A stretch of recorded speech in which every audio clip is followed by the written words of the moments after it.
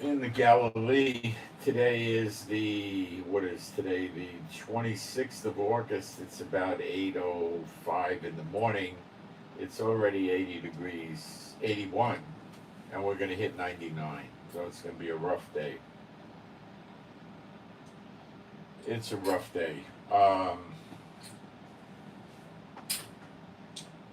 And we're going to talk about today. Iran said, I think their foreign minister said, why should we wait for America to attack? We can do a preemptive attack on America. So it's coming down that way. The Rubio and Trump are saying that to their allies, don't expect any deals with Iran anytime soon. So they're not looking for a deal at this point. They're looking to break Iran economically, and I don't think they're going to do too good at that. You got to remember, China buys 90% of Iran's oil. And China said that Trump's sanctions are illegal. They're not listening to them. So if they show up with a few tankers and say, we're coming for oil, and Trump says, no, you're not,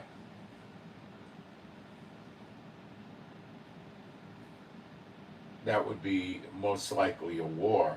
So what Trump will say, knowing Trump, which he's easy to read, he's not smart. You can read this guy. What he's going to say is, if you go and get that oil, I'm not going to stop you. I'm going to put heavy sanctions on China. Now, the Chinese know that'll happen, so I'm not sure what they're going to do yet, but we're going to find out. If China does it, then Iran's going to have more, if China just buys half their oil, Iran's going to have enough money to get by, okay? What they got to do is they got to shut those land borders in Pakistan, and I don't know if Pakistan will cooperate with America or not. But as long as they got the land borders, there's commerce going back and forth. Trump needs to do something along the lines of a no-tam, no-fly in and out of Iran, which he has not done. Because I think he's afraid. Iran will just send passenger jets in, and you don't know what's in the luggage compartment, missiles, explosives, you don't know. Just send the plane in, with weapons and whatever, and they're still running their railroads, and they still have their trucks. So, I mean, to make this thing really work, Trump would have to start attacking their oil trucks as they encroach the borders to leave Iran. You got to blow them up, and that means killing the drivers, okay? And you've got to destroy their trains, all right? And then you got to knock out their airports. Then you've got them. And to make sure China doesn't get the oil, what you got to do is take Karg Island, Kharg, where 90% of their oil gets loaded onto the tankers, and destroy it or capture it or do something to it. That's the only thing you could do. Okay? Now, if Trump does that, he'll solve the problem. But I don't see any signs of it. So Trump is still trying to write the rules of warfare in the Middle East, and it hasn't worked with Hamas. It hasn't worked with the Houthis. It hasn't worked with Hezbollah. It's not really working with Iraq a little bit, and it's not working with Syria, although Trump is making believe it is, because Syria just gave Russia an air base to attack NATO in the Mediterranean, okay, and a Navy base in Latakia to attack NATO in the Mediterranean Sea if a war breaks out. So Trump is making believe that things are going well with this guy, okay, in Syria. And they're not. They're not. He stabbed Trump in the back with the Russia deal, okay, with the bases. He really did. And Turkey is setting up bases in Syria, and Trump's not able to control Turkey too well. So Trump is just failing across the board. Saudi is not really paying much attention to him. The Saudi Pakistan Turkey uh, triple treaty there for mutual defense has nothing to do with Trump. They even asked Iran to join it. They asked Iran to join it. And Iran said they're thinking about it. But Trump's not doing too good with this, okay? You gotta be realistic about it. Has Trump closed the Persian Gulf and cutting off the oil from Iran right now? I would think he's at least 98% close, probably 100%. Has he been successful doing that? Very successful. That he did well. He did that well. But Iran is still Iran. They're still shooting at ships. We'll get into this. Let me go into the live stream and cover that. The other thing I'm going to cover today is I really have been rattled by the amount of homeless people from amongst us, and it really rattled me up, and I'm, as you know, responding to it heavily.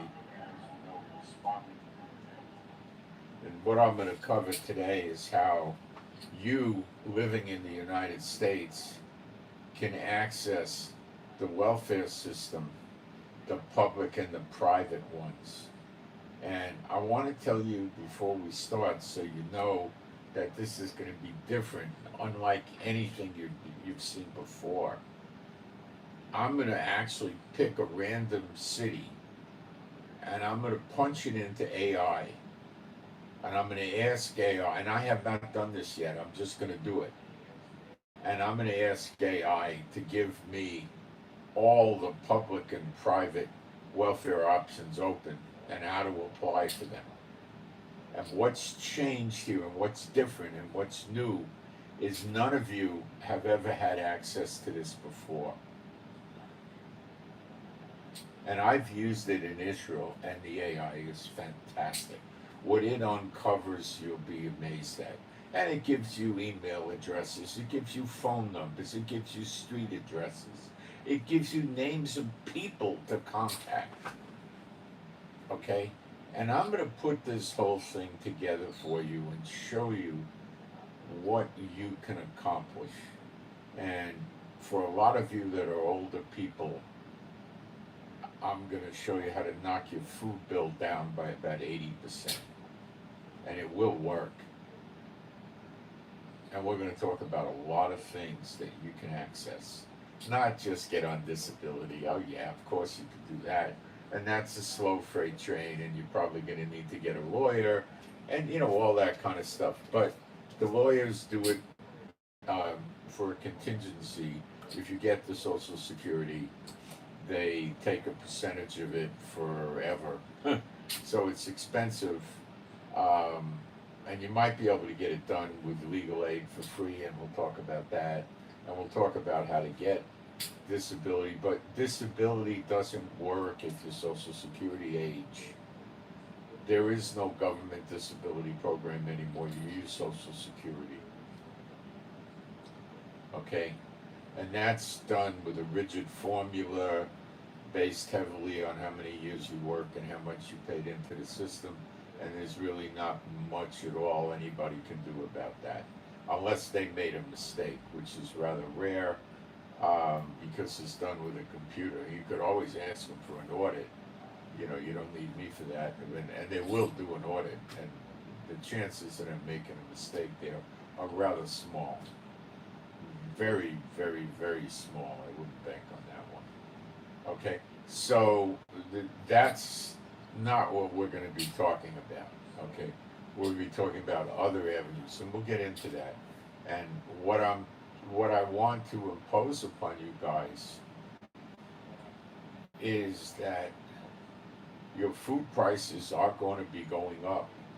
Your fuel prices are going to be going up. Your home heating is going to be going up. Your electricity is going to be going up. Your gas heat for your water heater in your house is going to be going up. Your car insurance has already reached stupid levels. Okay? Your price at the pump is at least, on average, you're at least $4. If you're using diesel, you might be at 5 something already, and you're probably on the way up with the gas when the Iran thing goes up a little more. I'm not sure if you'll hit $8, but 6 sounds pretty easy for regular gas. Maybe 7 for diesel, maybe higher. I don't know. Okay, it may get to 8. It could get pretty serious. Okay. And we're going to talk about a lot of these things, and then I'm going to actually do an AI search and show you how great it is, what it uncovers for you, and it'll even write the letters for you to send to them. I'll do it all online live.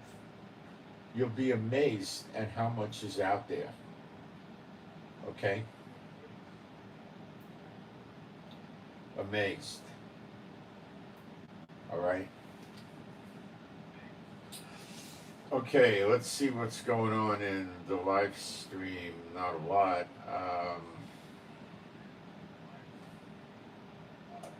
People are coming in. Okay, so we're going to do the news first, and then I'm going to go in a great deal of detail with you and show you how to do it. Now, AI, you have free versions, and I'm not sure if they're going to do the job. I don't know. You certainly should try it first, like ChatGPT or the Google one. I forgot what they call it.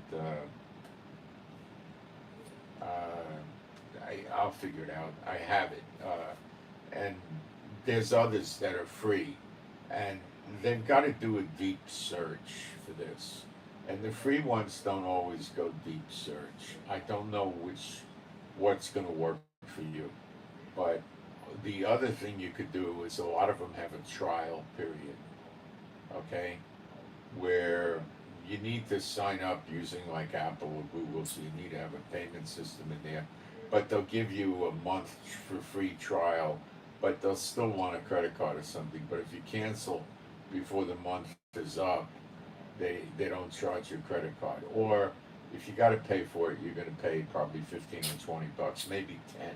Get the paid version, the cheapest paid version, and that's going to get you where you want to go. And that's probably a worthwhile investment, is to do that. Okay? Now, those of you that are not yet Social Security age, we're going to talk about getting on disability that way also. But you got to have something wrong with you for disability. We can't go out and just create things, okay? But I'll discuss some things with you that might work for you, And then there's different degrees of disability. You might come in at 40% disabled, 50%, 90%, 100%.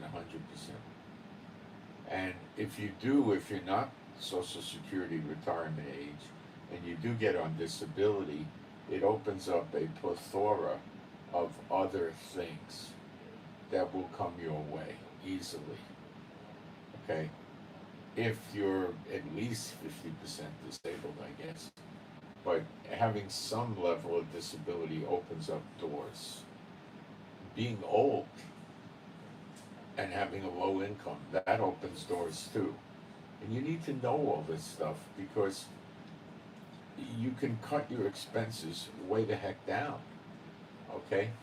And you see, people are running around trying to get social workers to help them. And my opinion of the social workers in general is they stink. And they're guided by people that want to give welfare to the illegal people in the United States that never paid anything. They didn't pay like you did all these years. They didn't do any of that. They just show up, hey, give me everything. I'm here. And the social workers want to help them and do that and not give it to you. So we've got somebody walking the streets that's sick in bad shape, and they're giving the welfare to illegals that sneak into the country disrespecting the law and stuff like that. So the social workers are rotten, okay? The government social workers are rotten, and they're going to block you, okay? Because they try to get rid of you. They want to make sure, you know, it's a sick situation. But then comes private charities. And we're going to talk about all these things, okay? And let me get my post up here, and we'll get going. And look, just before I start, if you're 36 years old and you don't have any disabilities, it's not so easy to make that work for you. But some things could probably work because you're going to meet the guideline of low income. So I'm going to teach you that. So you're still going to have ways to get things, okay? Even then. But the pressure's going to be on you to work. Okay, you got to understand that, okay? Predominantly what I'm going for here are people that are like over 50 or really over 60, you know, the older people, unless you have a disability. But we'll get into all that, okay? What's changed, why this will work when in the past it didn't work? Because AI is going to give you a list that might be 2 feet long of all the different places you can go where they help people. Okay? That's what's different. Okay? And you can have it all at your fingertips. So you are better than the people whose grandparents' parents were on welfare and they go on welfare, 3rd generation. They know all the tricks, right? I doubt they know as much as you will with AI. And they'll not use AI. They don't know from AI. They're not going to use it. They know what to do. They're the ones that go to the social workers, and the social workers buy it. Because grandma and grandpa were on welfare, mommy and daddy were on welfare, and they're on welfare. They grew up in a bad environment, they're going to say, you know, and they're just going to push them into the welfare system. Okay? They're not going to balk about it. All right? And they know they'll go accumulate children because the children are going to up the money they get, and they're going to get it when they're young, and they're not going to marry, they're not going to show a husband, and then the husband can live with them, but he's not really legally the husband, but he could live there. Who's going to know? The social worker shows up, oh, that's my boyfriend. Oh, okay, what's his name? Hi, how are you? I'm married to social worker. You know, that's all that's going to happen. Okay? And then if she picks up a few children, 3 or 4 children, they're going to throw all sorts of stuff at her. Food stamps, free clinic, free this, free that, food, all kinds of things, you know, Section 8 housing. Okay. So I'm going to get a post up. All right. I am not talking about frauding the system at all. What I am going to show you is there really isn't a big need at all to fraud the system when you understand the system. But again, it's not designed to take a 35-year-old that lost his job and get them on, you know, a permanent welfare system, and that kind of person has to pursue low income. No income is low income, and get benefits that way. So there's a way to do it, but I'm not talking about frauding the system or lying. No way to do, no need. We're not going to do that. It's wrong. It's evil. And there's no need to. Okay. I am going to put my post up.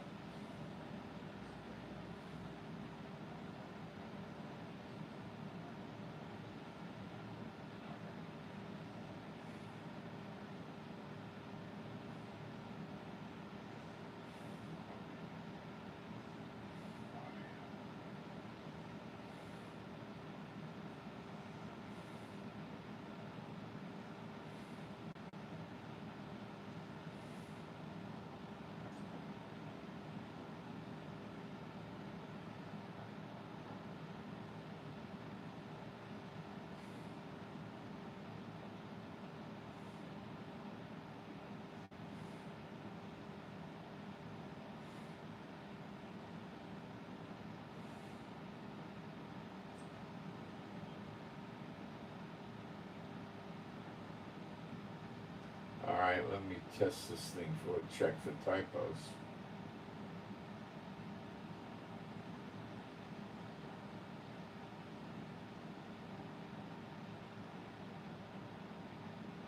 We're looking good. Let me pin this.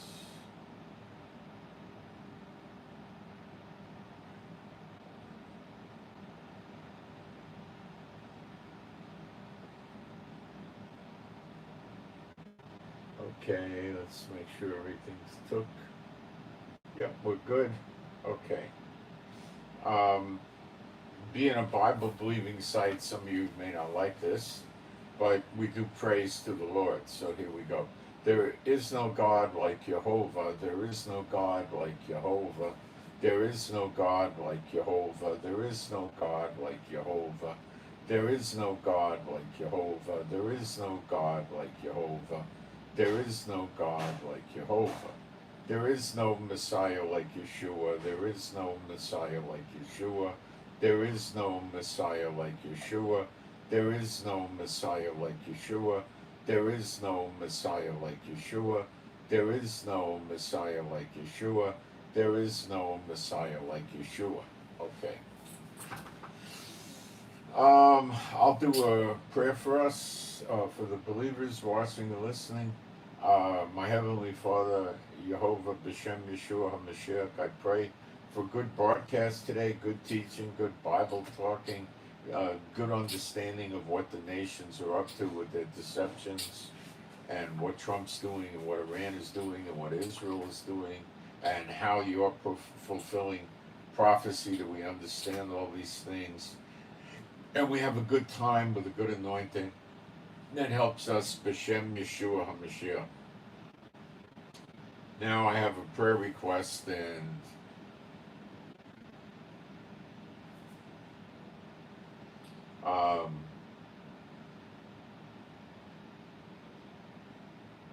there it is. Okay. It's for CV, Charlie Victor, CV, Charlie Victor, CV. Pray that the Lord helps CV with a lawsuit. CV was a victim in a hit and run, a victim. So pray the Lord help CV with the case, and he could get legal aid.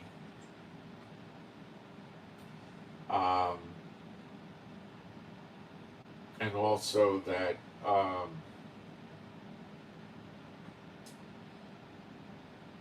pray for CV for healing and to keep safe. Okay? And that would be the prayer request for CV. Charlie Victor. Okay.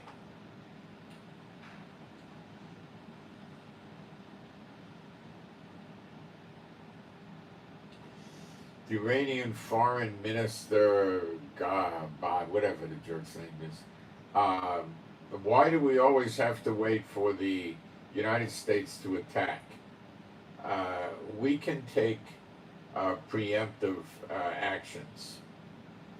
Okay, that's their way of saying that they are considering attacking America before America attacks them again, which Trump seems to be headed in that direction because he's telling the allies we don't expect a deal anytime soon.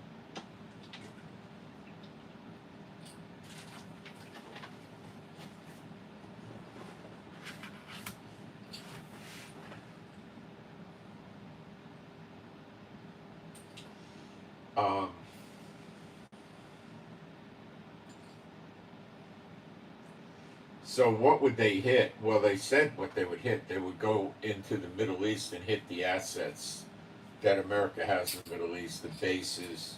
They might go after embassies and consulates as well, I don't know.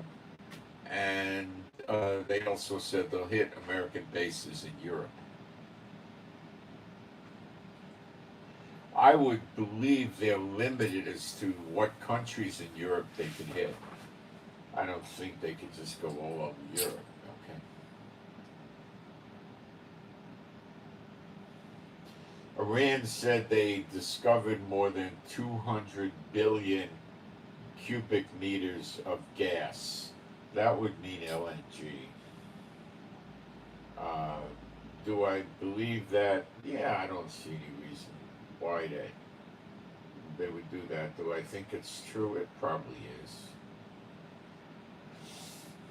There's tons of this stuff all over the world. It's just they keep the prices up, like De Beers and the diamonds. There's loads of diamonds. De Beers probably has enough diamonds in stock to fill 4 or 5 large shipping containers. 40-foot containers, 40 feet long, 8 feet high, 8 feet wide. Well, they probably got enough to fill at least 1 or 2 or 3. Loads of this stuff. It's, I'm very glad to see that the diamond prices have plummeted, and I hope they plummet more. It's just a scam. These diamonds are not worth anything. They ran a scam on the people. They got away with it since the 1800s. And not De Beers, other people, and it's just garbage, okay? And the retailers, the jewelers that sell it to you are usually working on a double or triple or quadruple markup. It's sad what the industry has done. Now, with the synthetic diamonds, and you can't tell the difference, it's dragging the price of the genuine diamonds down, okay? And the jewelers are trying to sell the synthetic diamonds at quite high prices, not really wanting you to buy them. They want you to buy the real diamond. But the price of these synthetic diamonds, if you go to eBay or you travel around China looking for prices on this stuff, it's unbelievably cheap. It's amazing how cheap it is. You can't tell the difference. What they do is they etch in the synthetic stone a little laser number and identifying it as a synthetic stone, and you need a 10 power loop to see it, that little thing they stick in the rock, 10 power to read it. So they make it that way. Now I want to ask you a question. Do you think that all the Chinese people that have these machines to make them are ethical and they don't produce some diamonds where they don't put the laser etching in there, identifying it as a phony diamond or a synthetic diamond? Really, it's a real diamond. And you think they don't sell those in the real market as real diamonds and get away with it? I think they do. anybody can buy these machines. They're about $75,000, and they'll start. You can put them in your garage and start making diamonds, and you're not going to laser etch them. You go find yourself a cutter and a polisher, and you get it cut right, and you polish it. Then you have it mounted into a setting, and you got yourself a diamond ring. You can go sell it to whatever you want with it. Now, the chances could be high that the jewelers and the pawn shops and stuff will not buy your ring because they don't know if it's synthetic or not.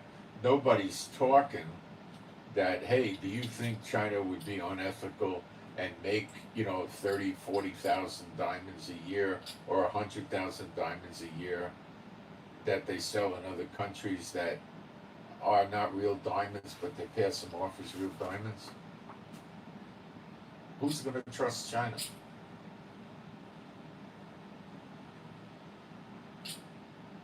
India too makes it. Who's going to trust India? See? Okay. The trade crisis between U.S. and Canada. Canada has decided to impose import tariffs ranging from 15 to 50% on about 700 American products, amounting to approximately $20 billion.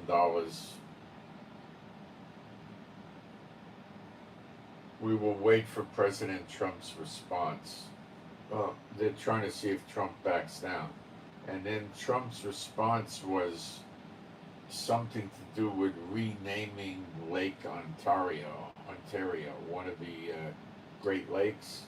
So I think he probably intends to rename it as Lake Trump, or I don't know, Lake America, or whatever he's going to come up with, I doubt he's going to call it Lake Trump, but he may definitely call it Lake America, or America Lake, or I don't know, New York Lake, or whatever he comes up with. I doubt he'll use his name, but he'll use, I would say, the name of the United States, or one name for America. Like, he might not say Lake of the United States. He might say America's Lake, or U.S. Lake, or he might say New York Lake, or something like that.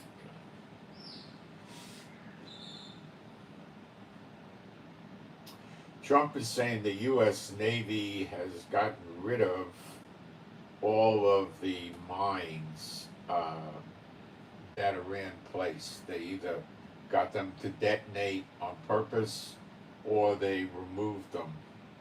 And then Trump said that if there's any more naval mine laying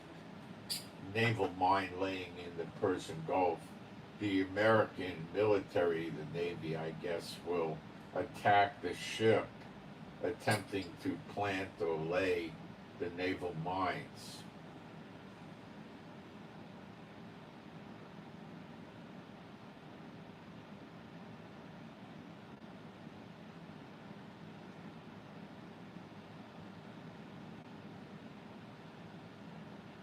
They'll attack the ship, I'm pretty sure. Then Trump saying, through the United States Space Force, we're monitoring every inch of the Strait of Hormuz.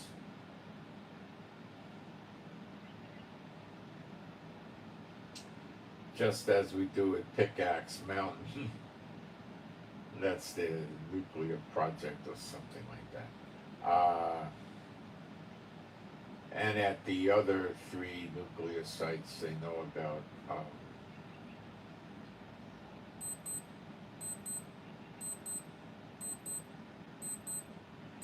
There's a zero tolerance policy towards laying of mines, and it's fully in effect.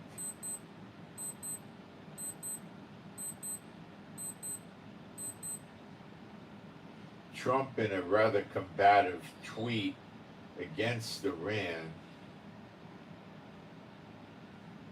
and their regime, said the failing Islamic Republic of Iran does not pay the salaries of large segments of its military forces, and at the same time kills protesters even when they are not protesting and on a scale never seen before. This is a humanitarian crisis of immense proportion, and it must be stopped. He is right. What he's basically saying is they're going around rounding up the protesters from the past, and they are imprisoning them, and then they keep them in jail for a while, and then they execute them in the prison, and they can control that, keep it quiet, and it's not a public spectacle, and the people in Iran know darn well what's happening, and there's not much they can do about it. They're not going to storm the Bastille like they did in France, you know. The Bastille was a prison, and they got sick and tired of one of the kings, King Louis, I don't know, the 14th maybe, I think it was the Goof, and they stormed the jail and set them free. That might happen one day. Probably.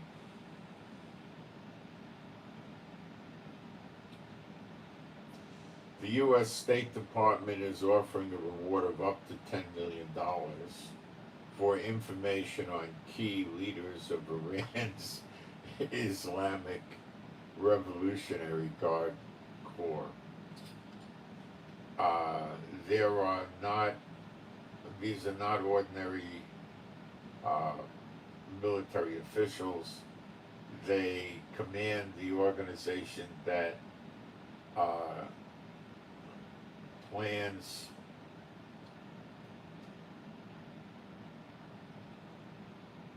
they finance, and they execute terrorism around the world, including assassinations, plots,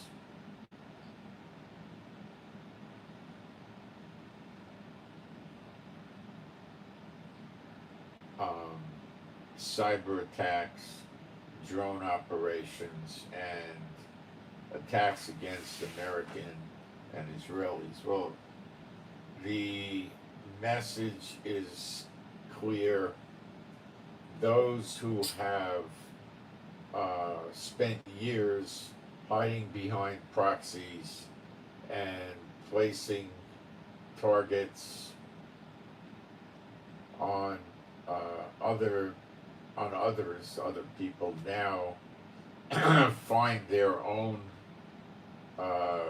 faces on an American reward poster. The Iranian regime may threaten, intimidate, and terrorize, but it cannot escape justice forever. So this creates a fear of somebody in their ranks. It could be a house cleaner, it could be a cook, a driver, it could be somebody that's a major or a colonel in the military that would rather have $10 million, than see Iran survive. They'd rather see Iran fall apart, and they got $10 million in their pocket. Now, would the Americans, for an astute person who came to them and was going to help them with this,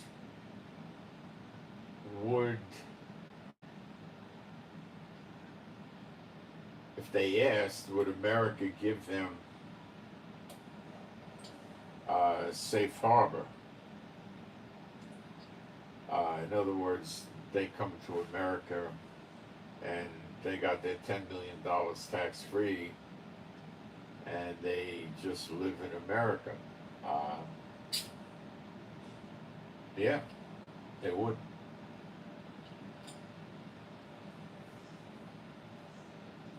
It would have to be pretty darn good information. So they would have to set up an exfiltration for them, which is not easy. They'd have to. It would be easy if the person traveled out of the country, went to any other country for negotiations or trade or something. Then they could just pick them up in another country and get them out. You know, they just grab him. He lays down on the floor of a car, and he goes to an airport, and he gets on a plane, and that's it.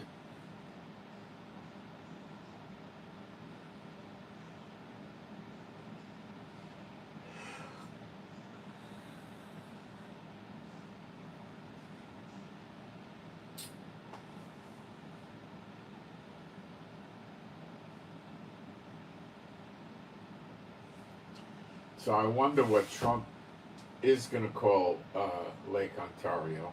I don't think Canada's about to give in with him. Now, I just want to bring one thing out just to make sure everybody understands it. As believers, we don't have serious allegiances to other countries that override our relationship with other believers. So I don't care how bad it gets between Trump and Canada. You need to continue your loyalty and allegiance, let's say, to other believers in Yeshua HaMashiach, in this regard, what is going on between the two countries. Your real family are true believers, not residents of some certain political entity, okay? So America and Canada may fall apart with relations, but don't turn against your brothers and sisters in the faith in Canada. That's stupid. Okay.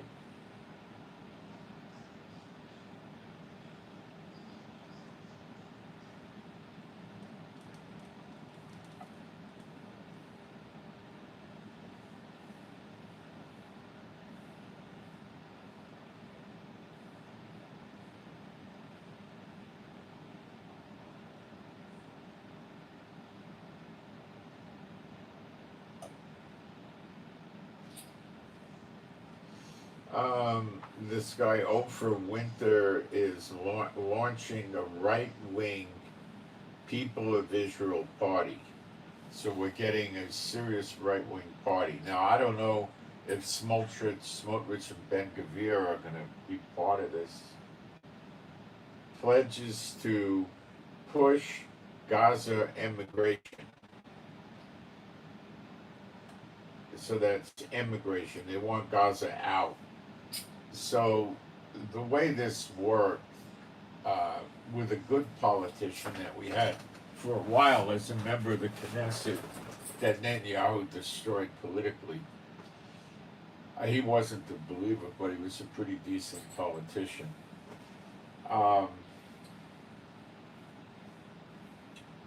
Is they want to get these people out. They want to pay money to get rid of them. They're working it out, and it's cheaper to pay money to get rid of them than it is to run the military with the jets and the radar and the airplanes and the bombings and the bombs and the missile. Yeah.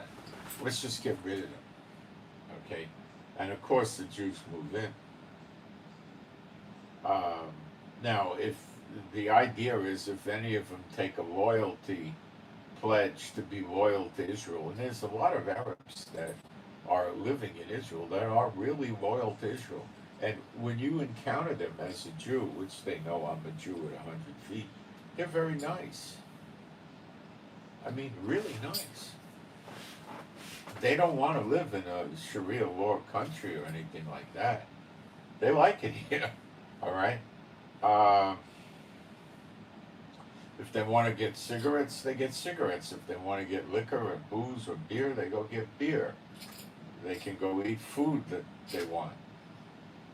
their stores don't, and their restaurants sell no ham, but um, they sell all the shellfish and stuff.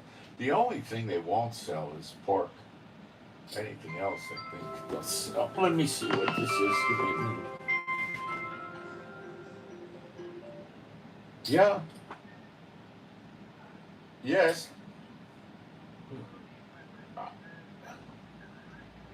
Yes. How you doing? You're supposed to come today, right?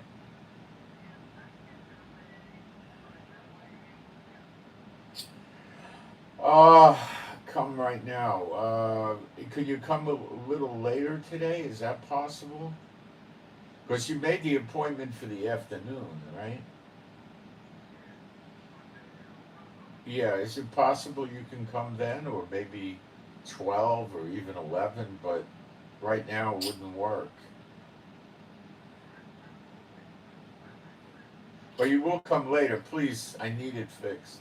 Okay? Okay. All right, thank you. Okay. All right, bye.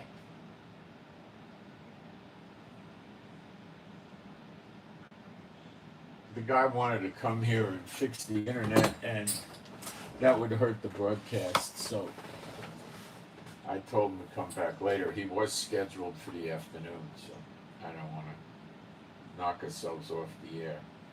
Because what I have to say with getting help on welfare is, I think, very important to a lot of people. I'm being told that people can't afford to give offerings anymore that used to give offerings because the economy is so bad.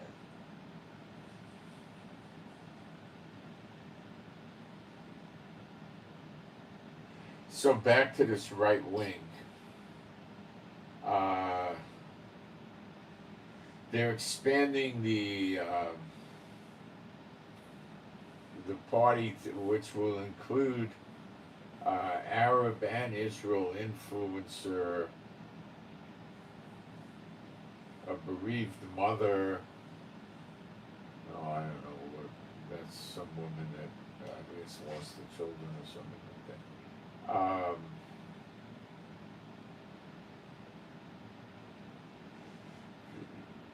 So this is going to be interesting to see what happens.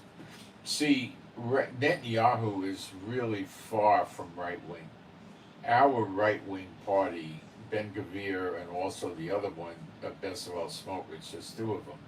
Combined, they have about 15 votes, give or take. It varies month to month, out of 120 possible. So they're reasonably powerful. They're as powerful as the ultra Orthodox. So if this right wing party comes in, it might work in alliance with Ben Gvir and Smotrich's party, and that means the ultra orthodox are going to be out in the street. You know, they're horrible for Israel, believe me. The Orthodox is not. They're one thing. The regular rabbis in the synagogues, that's not the ultra Orthodox. They call themselves Orthodox. When I got bar mitzvah, I went to Hebrew school. After school, it was an Orthodox synagogue, an Orthodox rabbi, and nothing like the ultra Orthodox, nothing at all. Okay? They wear regular clothing, often a suit with a fedora hat, a regular hat, or they, in Israel, probably wear a yarmulke. And they, they live with regular people. They'll touch you. They're not going to be afraid to not touch you. If they see a secular person in an elevator, they're not going to not go in the elevator. They're not going to cross the street if they see a secular woman walking down the street. In other words, they're reasonably normal. Their children go all the way to school. Their children even go to college and graduate school, where the ultra Orthodox cut it off at the 8th grade. You know, so they're completely different. They're not running around dressing like the ultra Orthodox. Okay? They're not churning out children like a baby mill. They'll have a few children, of course, but they're not going to go.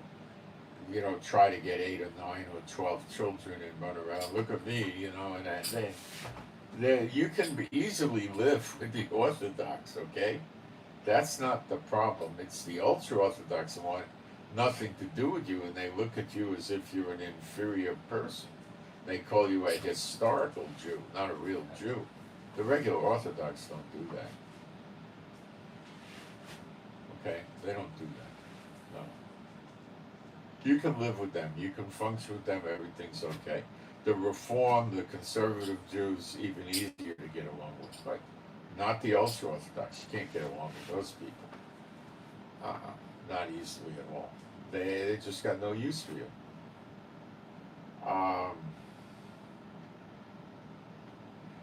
Now, there's a lot of organizations in Israel that are charitable and stuff, and they're, as far as I know, none of them are ultra-Orthodox. I believe the ultra-Orthodox only provides for their own. Okay.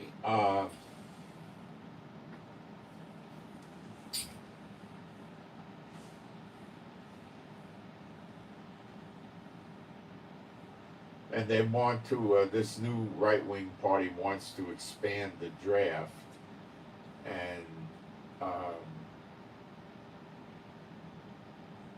they're not going, now I don't know if they're going to draft the Arabs. That's never been done. I don't know, but they're not going to let the Orthodox get away with it.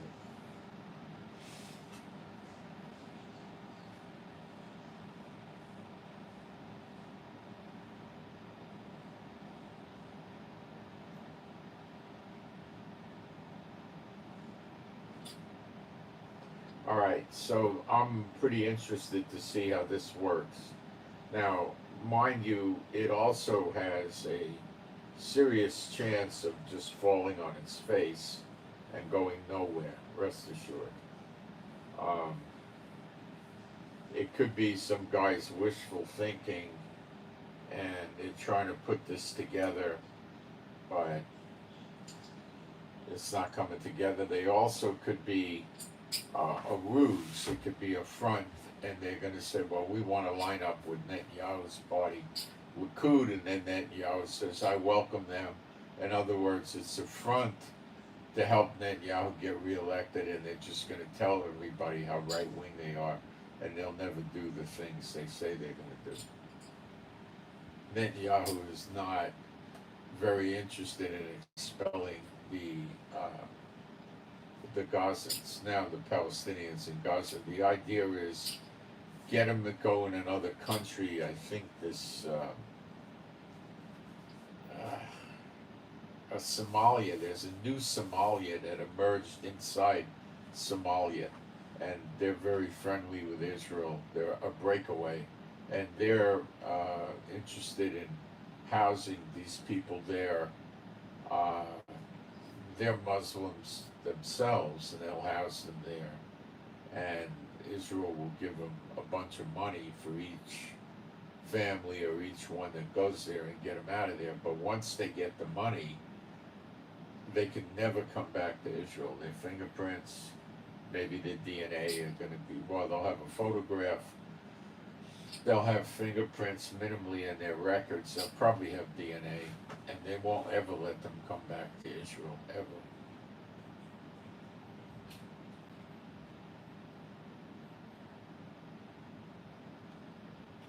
Never let them back. And that is going to lead to Israelis moving into Gaza again.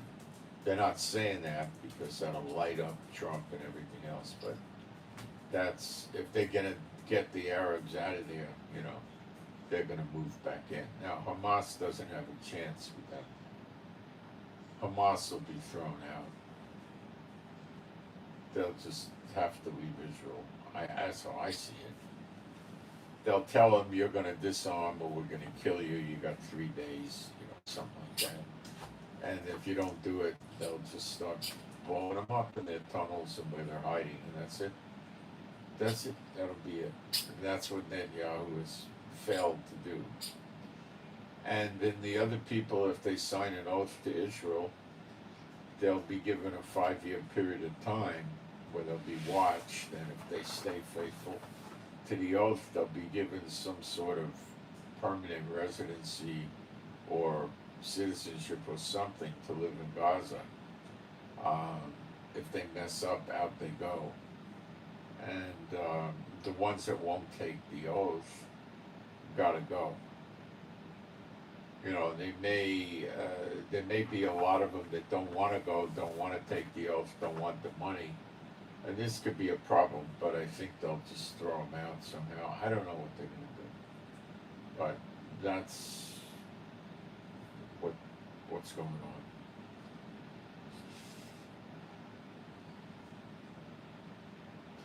After Israel struck the Turkish base in Syria, Trump said that Israel should use restraint.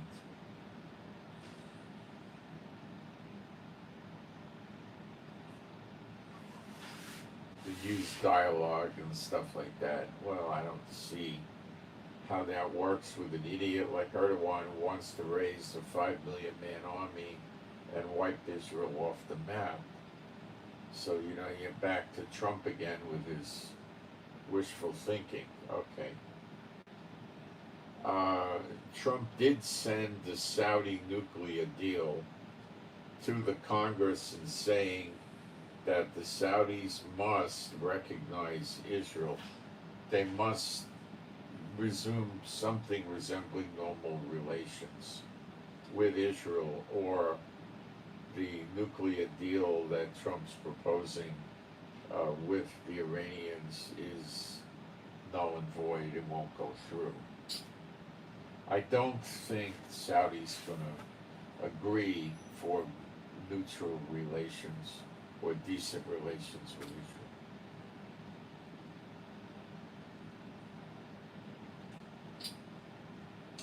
What this involves would be Israeli private commercial passenger jets and cargo jets passing over Iranian airspace. People with Saudi passports being allowed to come into Israel, and Israelis with Israeli passports go into Saudi Arabia. Trade would go on, exchange of different things, you know, that sort of thing.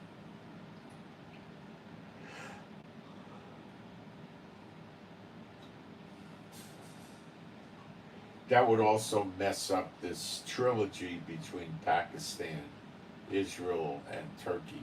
Turkey hates Israel. Pakistan has no intentions of getting into normal relations with Israel, and the Saudi would have to go along with that, I believe. So that would be the end of their nuclear deal, I believe.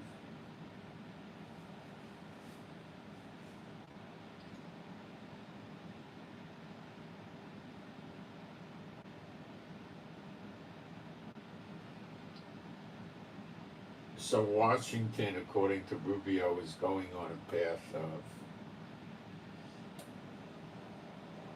economic warfare with secondary sanctions to deter countries from having anything to do with Iranians and banking with them or buying and selling or anything.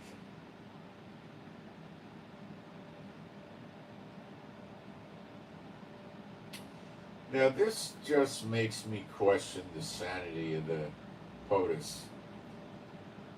Trump announces that he orders American flags to be lowered to half-mast all across the country for 1 week following the death of Dolly Parton, who I think was a very transactional person. But I think it's pretty idiotic to do that for some entertainer Don't you think it's a little idiotic? I do.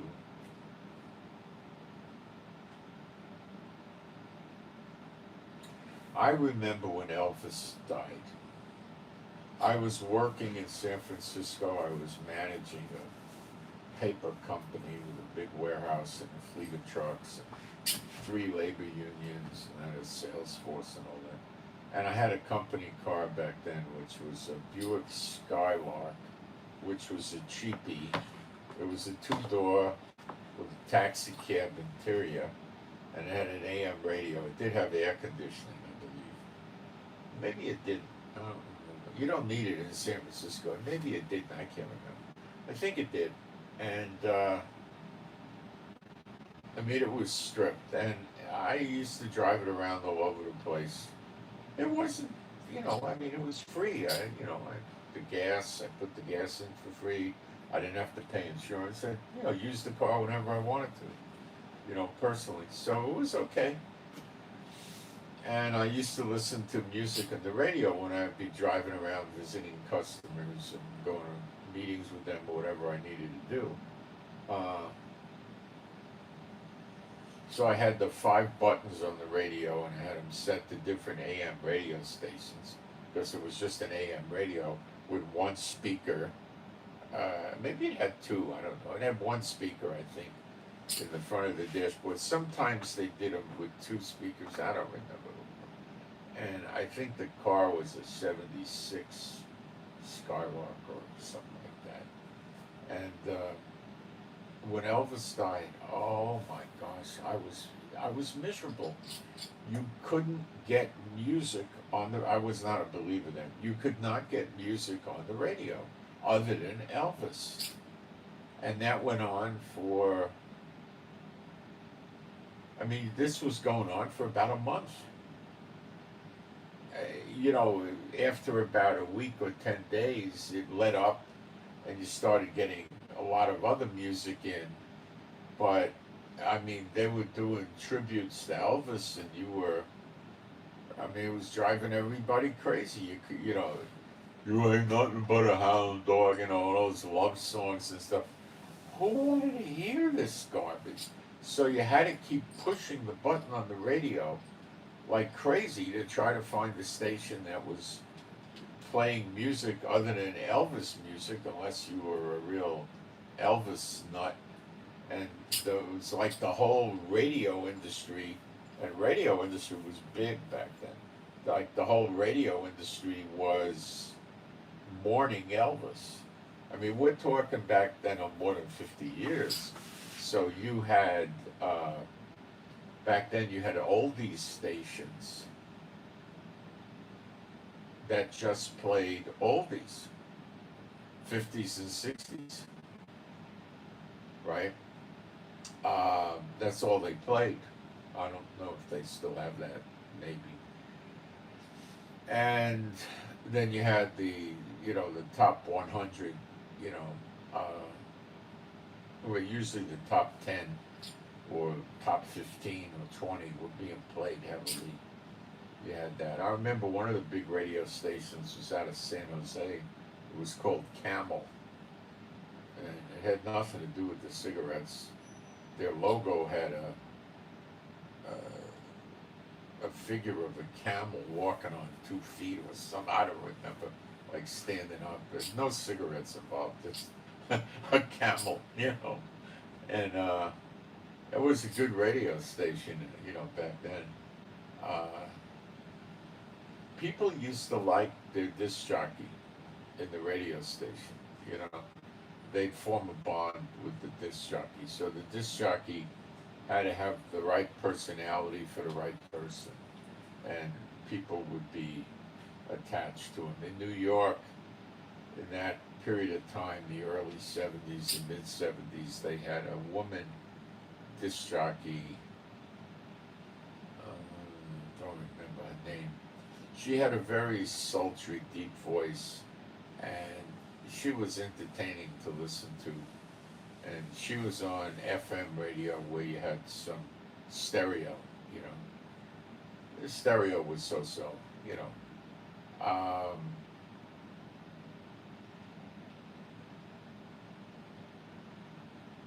and she was good. And they made a lot of money, these disc jockeys, you know.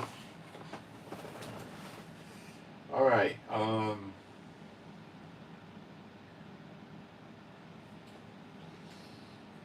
So now that the mines are out, Trump is probably going to have an easier time uh, sneaking vessels in to go to Kuwait, Bahrain, Qatar, UAE, and all that, you know, to load up and bring oil in and out and stuff like that.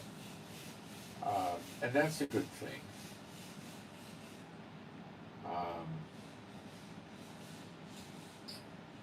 Iran will undoubtedly try to put more mines in. I don't know how successful they'll be. I really don't know. Trump will be watching heavily, you know, drones, aircraft, different things. Um,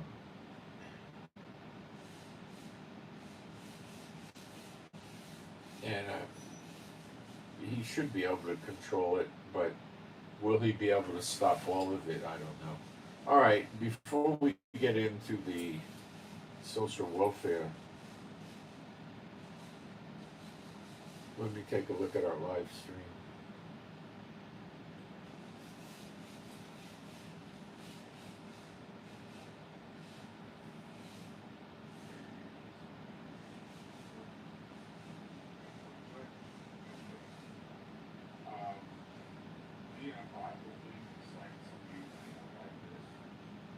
I think we're okay.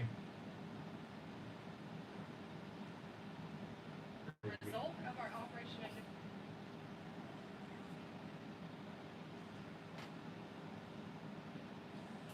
Let's try this.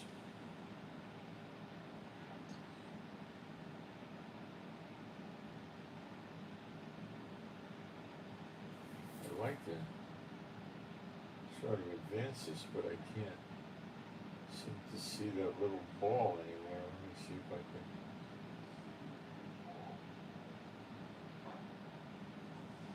No, the way they do it now is just disgusting. I can't stand the way. Oh, there it is. Wait. I think I can do it. I turn it that way. No, it's gone. I got it. All right.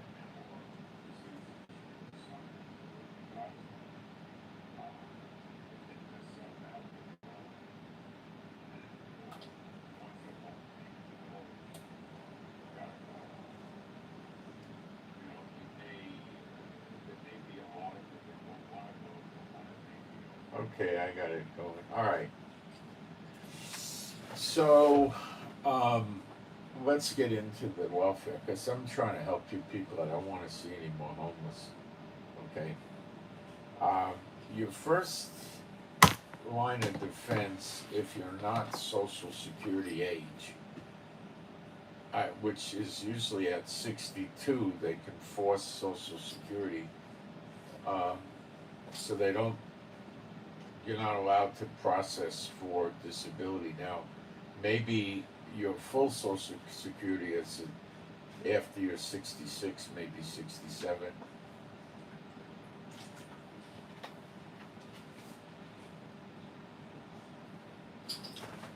So they might let you wait till you're that old. I don't know the details. Um, if you're under the Social Security retirement age and you have something wrong with you, you can pursue disability through Social Security. Now, some of the ways people have gotten disability in the past is, and I'm going to tell you this, you know, aside from being illegal foreigners that have no documentation or anything, aside from that, um, a lot of them get on disability because they're prostitutes. I don't understand that. Obese. Well, if they're obese, they can't walk around, they can't work, and okay, I guess, you know. ADD, attention deficit disorder. They can't concentrate.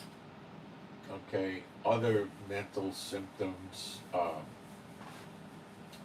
that interfere with a normal work life.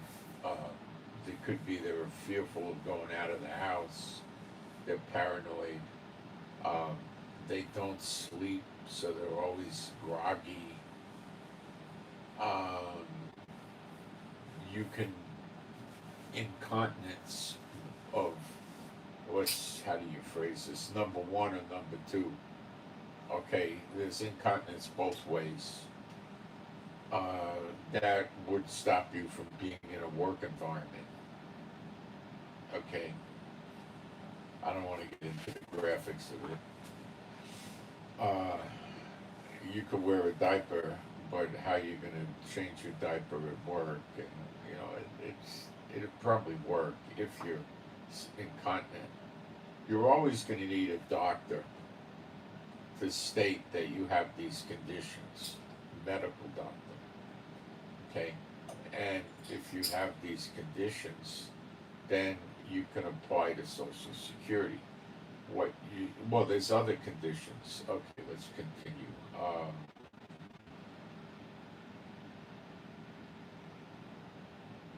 You could have hearing loss, bad vision. Okay, you can't walk right. You need a cane or something like that, a crutch or something to walk.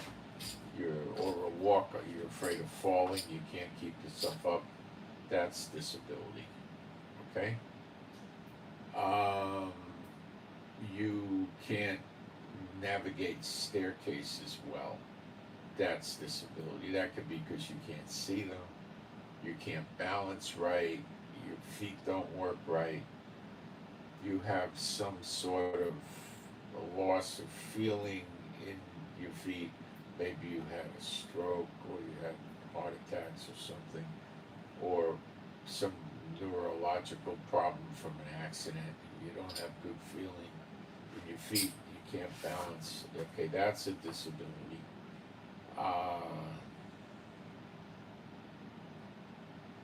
You have arthritis. It could be in the hands. You can't type. It hurts. Cooking is a problem. It makes you hurt. You can't hold things that are heavy. You drop them. You can't cook. An inability to cook opens up a plethora of welfare stuff for you that I'll get into. That could be your brain's not right and you put things on the stove, forget it there, and they burn up and you could burn your house down. That's real. But you need a doctor to back it up, okay? You could also, and that might be a psychiatrist or something, you know. Or a regular doctor. It could be a regular doctor, and then if you're under the retirement age, Social Security would send you to one of their doctors. Initially, what Social Security is going to try to do, now listen, if you get a doctor that writes a letter and says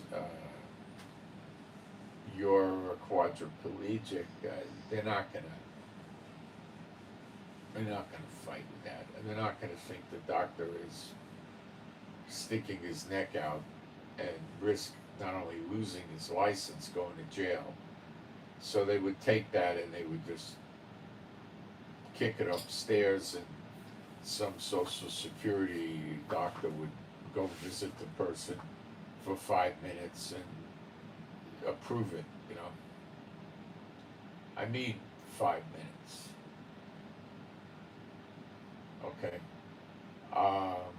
When I got my disability, I was with the doctor for maybe 15 minutes. That was it. All right. Well, let's keep going.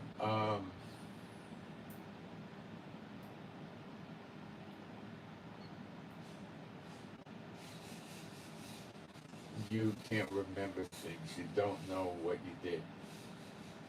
You don't know where the food is. You don't know I don't know, different things, you know. you get disoriented. Okay. Um, Now, if you claim a lot of these things and you have a driver's license, they may report you to the DMV that will want you to go get another doctor's approval to continue driving. So you could lose your driver's license on some of these things. So you got to balance that into the mix, okay? Remember that. There's a lot of psychological things that you could use if you have any dementia or Alzheimer type symptoms. That's going to work. The idea is to get you declared disabled before your retirement age, if you are in fact disabled. Okay? Now,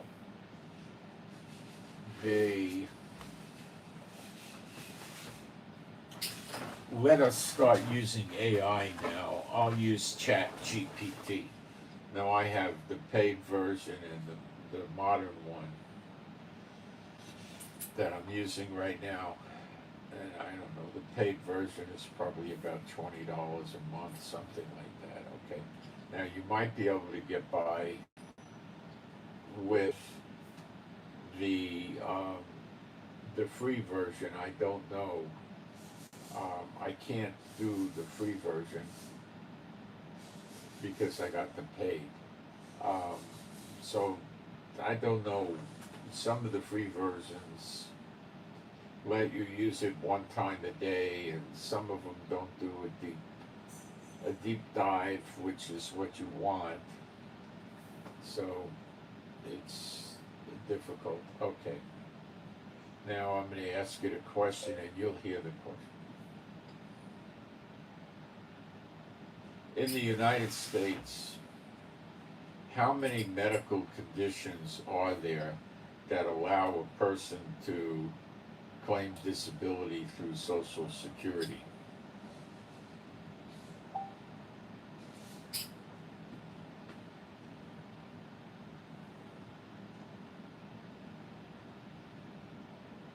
There is no fixed number. Okay.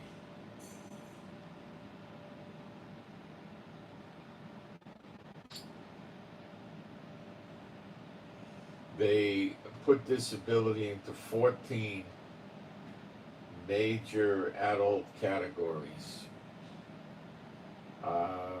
Musculoskeletal, vision, hearing, speech. If you can't speak, that's another one.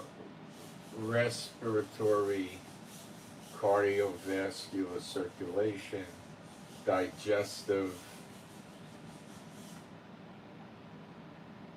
genitourinary, that's incontinence,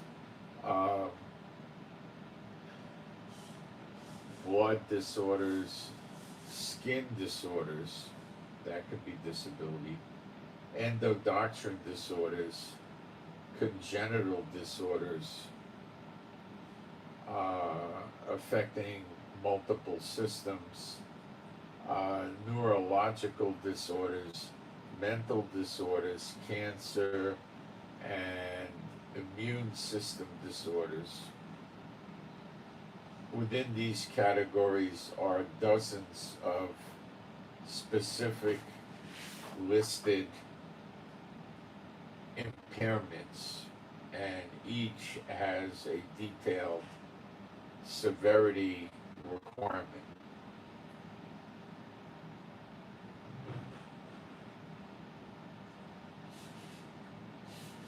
It says you do not have to have one of these specifically listed conditions.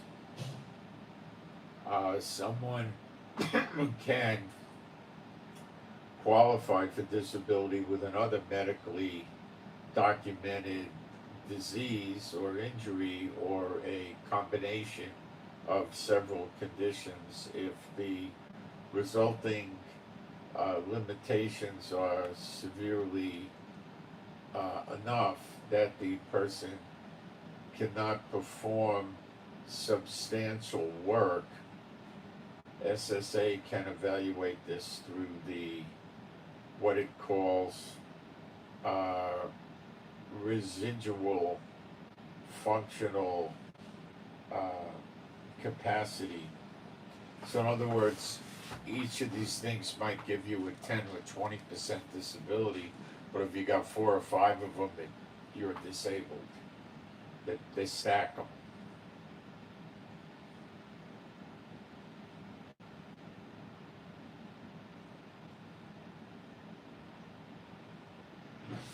The disability has to be expected to last at least 1 year.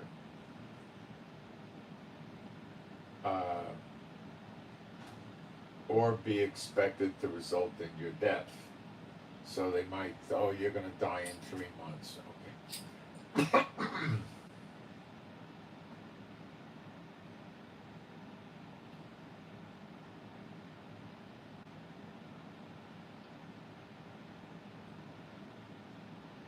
All right, well, let me ask you another question for you. I'm not going to focus too much on the disability before retirement age because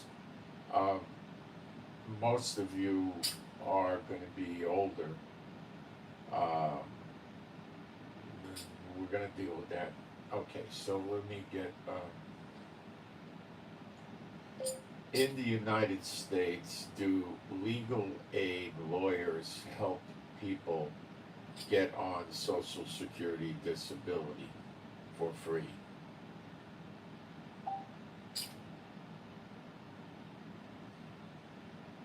Yes. Legal aid organizations in the United States sometimes provide lawyers at no charge to help people obtain Social Security disability benefits, SSD, I get, and SSI, I don't know. Then there's also military disability and other things. Okay.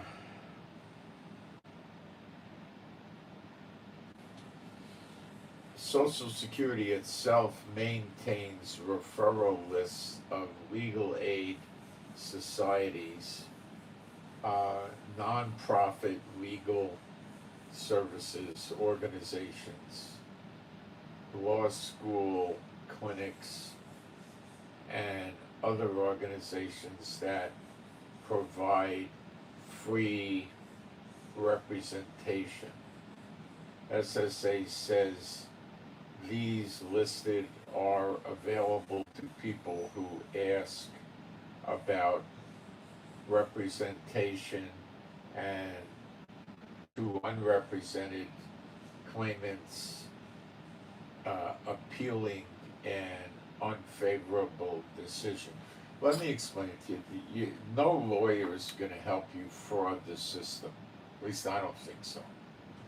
Okay, you got to have something wrong with you, and you got to have some medical doctor say, yeah, you got something wrong with you. You could have a car accident. You were in whiplash. You got some sort of arthritis. You can't turn your head to the sides. You can't pick it up and down. This is something I have, not why I'm disabled, but I have it. That, that may not give you full disability, but it works with other things, okay? But when you get labeled disability, you are ahead of the game. Now, let's go back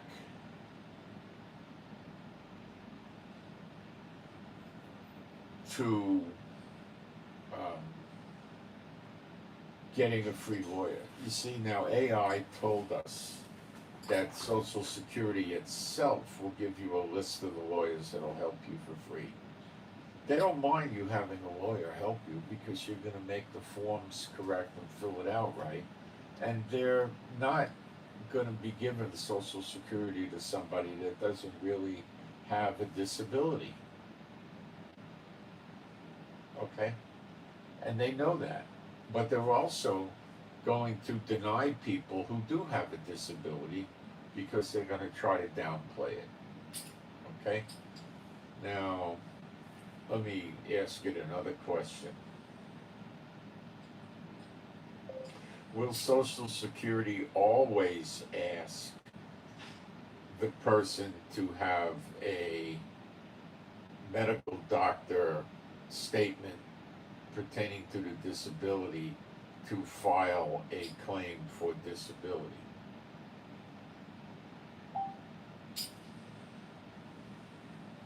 No. A person does not have to obtain a special doctor's statement or letter before filing for Social Security disability, SSI or SSD, or DI, or whatever it is. No, SSD or SSI.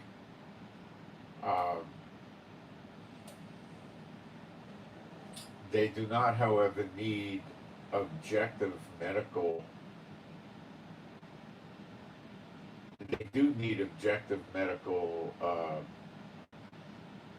information on your evidence of your disability from an acceptable medical source showing that the person has a medical determinable impairment.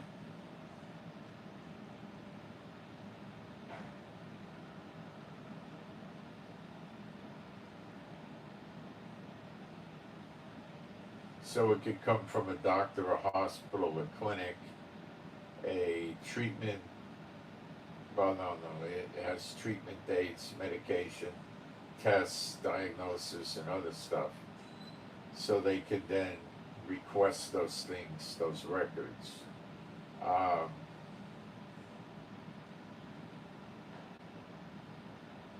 You can file first. Don't delay an application just because you don't yet have a doctor disability letter. Okay. So you can get it going before. You see, when you got AI, you're an expert at this stuff. What is the accuracy level of this? At least 80-90%. Okay? It's quite high. If it's talking procedures, it's probably 95%, 90%. It's very high.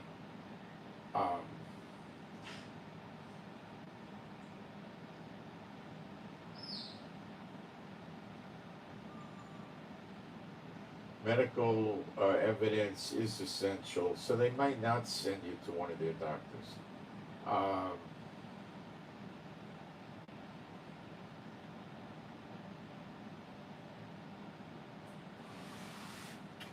What the doctor's letter is supposed to do is mention limitations that you have, how it impairs your day-to-day functioning, how it impairs your ability to have a job, how it impairs your ability to take a shower, to go to the bathroom. The things they're going to be concerned about are a lot of things like this.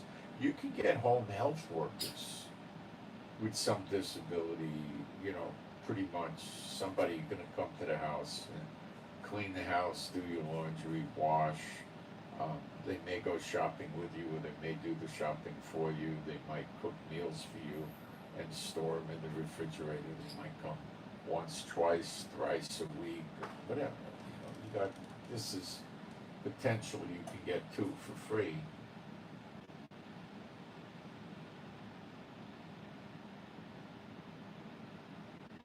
Okay, so if you go to a doctor and the doctor says, no, I don't, he writes you a letter, and the letter is, patient complains about this, that, and the other thing, and he doesn't say that you have an impairment, the letter's no good. So what you could do is just say, all right, throw that away and go to another doctor. But if you ask the lawyers, if you say, I don't know any doctors that do this, do you know anybody I can go to? There you go.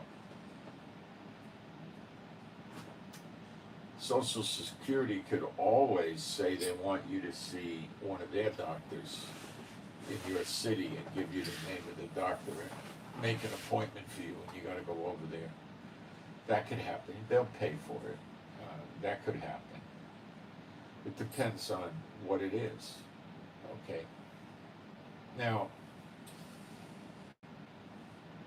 let's say that you are already on Social Security, okay? And you're not getting, $3,300 a month or something like that, okay? So you're really gonna be at a low income. Now, let me explain the facts of life to you. Roughly half of the 48 states or the 50 states, roughly half of them, to live comfortably. Now notice I'm using the word comfortably, and I'm going to elaborate on this. To live comfortably, you need, for a family of 4, that's a husband, a wife, and 2 kids, family of 4, at least $200,000 a year income.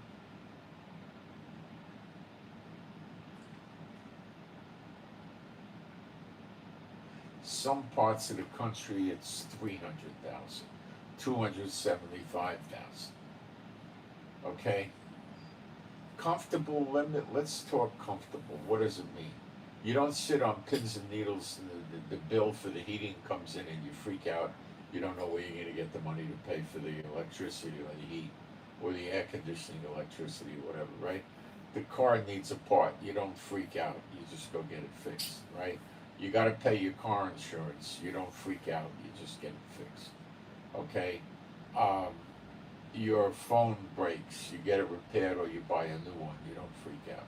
You got a problem with your computer or your laptop or your tablet. You go get it fixed or you get a new one. Okay? You need a new pair of shoes, you get a new pair of shoes. You gotta go to the doctor for something, he's gonna charge you $100, and then the drugstore's gonna charge you another $90 for some medicine, and you don't freak out, you just do it. Okay? Your credit cards are not maxed out. Okay? Your bank's not closing your bank account. Your car's not being repossessed, okay?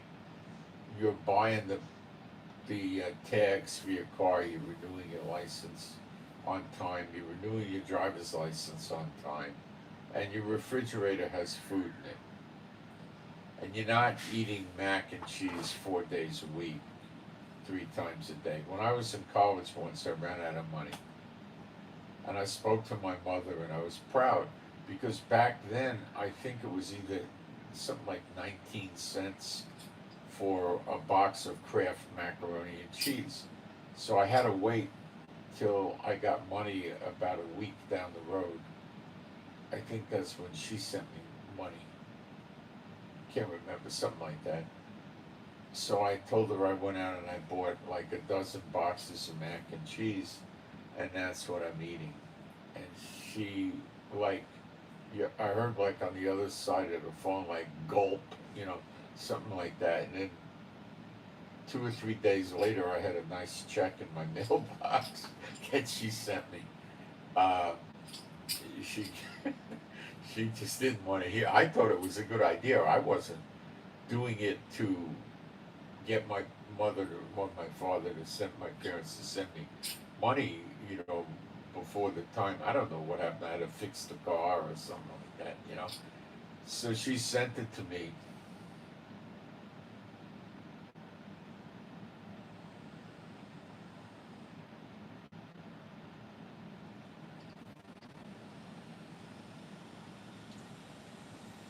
And I was telling her I was being clever. So that's not living comfortably. I don't know what mac and cheese is today. It's probably, I don't know, $1 or something like that. Okay?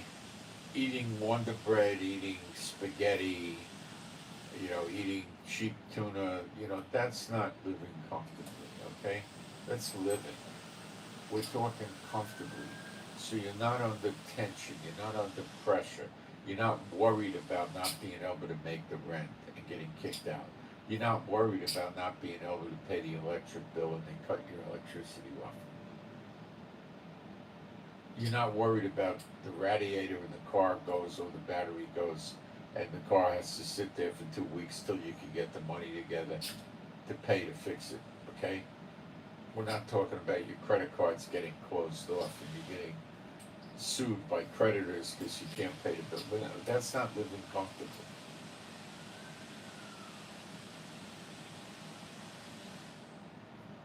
That's not it, okay? Comfortably is not living rich. Comfortably is not taking vacations all the time. Comfortably is not going to the movies all the time, going to eat out at classy restaurants, taking trips. That's not comfortable. Comfortable is you're living in a comfortable environment. You have enough blankets to stay warm at night. You got a warm coat. Your shoes don't have holes in it. You can, this is it. It doesn't necessarily mean you got a maid cleaning your house. It doesn't mean you're going to the car wash for $10 every week to wash your car. It doesn't mean those things, okay? But it means if you're hungry, you got food. It doesn't mean you got filet mignon. It doesn't mean you're eating a salmon fillet. It doesn't mean that you're calling the restaurants to bring $60 meals to you when you're hungry. No, it means when you want something in the fridge, you got it.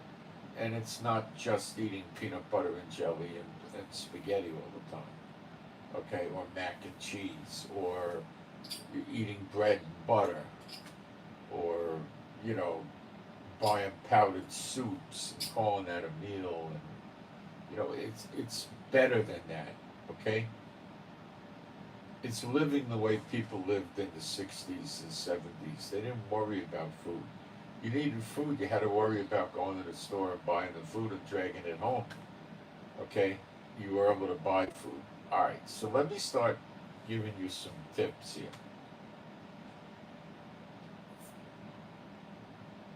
Okay, let's do it with AI. Let's pick a location.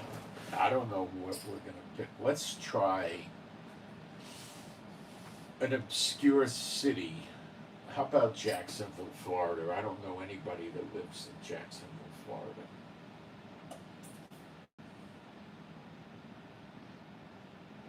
For people with a low income that are on Social Security, what type of private and public welfare assistance agencies, companies, NGOs, government offices are available for people to help with bills, rent, food, utilities, and other needs? What are these organizations in Jacksonville, Florida? Specifically Jacksonville, Florida.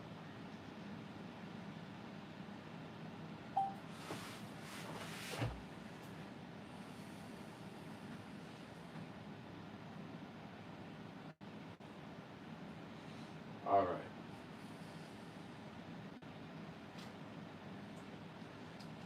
Jacksonville, Florida has a fairly extensive network of government programs, nonprofit organizations, charities, food banks, and community agencies that can help a low income person living on Social Security.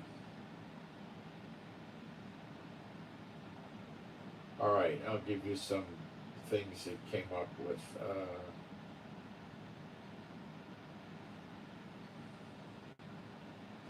Best places to start in Jacksonville are United Way 2-to-1, probably the best single starting point. Dial 211 24 hours a day. They can screen the person's situation and refer them to agencies currently providing rent, utilities, food, and other emergency assistance. Some Jacksonville charities actually require people to go through 211 for a referral. They want you to go there first. Okay. Rent, electric, water, and emergency bills. The City of Jacksonville Emergency Financial Assistance Program, particularly important, it can make payments toward rent, mortgage, utilities, to prevent eviction, to prevent being homeless.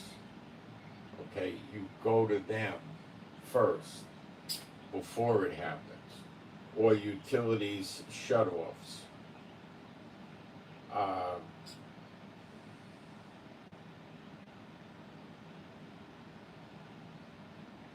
County residents with household income up to 200% of federal poverty level.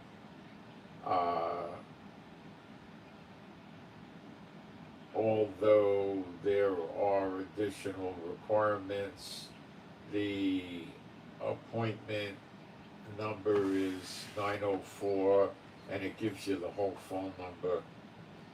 Okay, so you can get help with utility bills, you could get help with your electric bill, your gas bill, your electric bill, and your rent. All right. Now that's sort of an emergency thing, but let's keep going. Then there's a northeast Florida commune. No, Northeast Florida Calm Action Agency. For low-income households. If you're on Social Security, 900, 1,000, 1,200, you're going to be probably up to about 1,000 or 1,200. You're in a low-income range. But see, when you go for a rent subsidy, there could be extenuating circumstances. You might get a $13.50 check from Social Security, but you've got to spend $280 every month on medication. You understand? So you got other bills maybe that are necessary. You got some minor disabilities that require things. So you got restricted diets. You can only eat certain things. Okay. So it's not just black and white. It's got shades of gray. Okay. You can't clean your house. You have to hire somebody once a week to clean it. You got arthritis, or you got a bad hip or a back, or you can't do. So this, you're paying $100 a week for the clean. There's things that, okay, you've got to be creative. You've got to work with AI. AI will help you with this. I'll show you. Okay. Now it goes with food. Feeding Northern Florida operates a very large network of food pantries and community food programs. All right. More than 400 partner agencies and food programs, and it also helps people apply for SNAP and Medicaid. So go to legal aid, get help to apply for the food stamps. Don't trust your stinking social workers. They're going to try to get rid of you. Okay? When a lawyer shows up, they got problems. Because if the lawyer starts bearing down on him, it goes to the supervisor, and the supervisor gets mad at them. So you get moved into the category of they don't want no trouble with their boss. Give the guy his social security. Give him his benefits. Okay? Always try for the free lawyer when you're dealing with something pertaining to the government. When you're dealing with private agencies, it's completely unnecessary, totally inappropriate. You don't need it. You'll find them to be very nice, and trying to help you, not trying to throw you out in the street. Okay? If you're homeless, the social worker doesn't get in any trouble with anybody. What happens to the social worker if you're homeless? Not a darn thing. What do they do to him? Not a darn thing. Does his boss come in and say, hey, you turned this guy down and now he's walking the streets without a place to live? No, the boss doesn't care.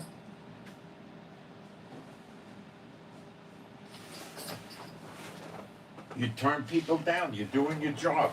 You're saying that they didn't qualify.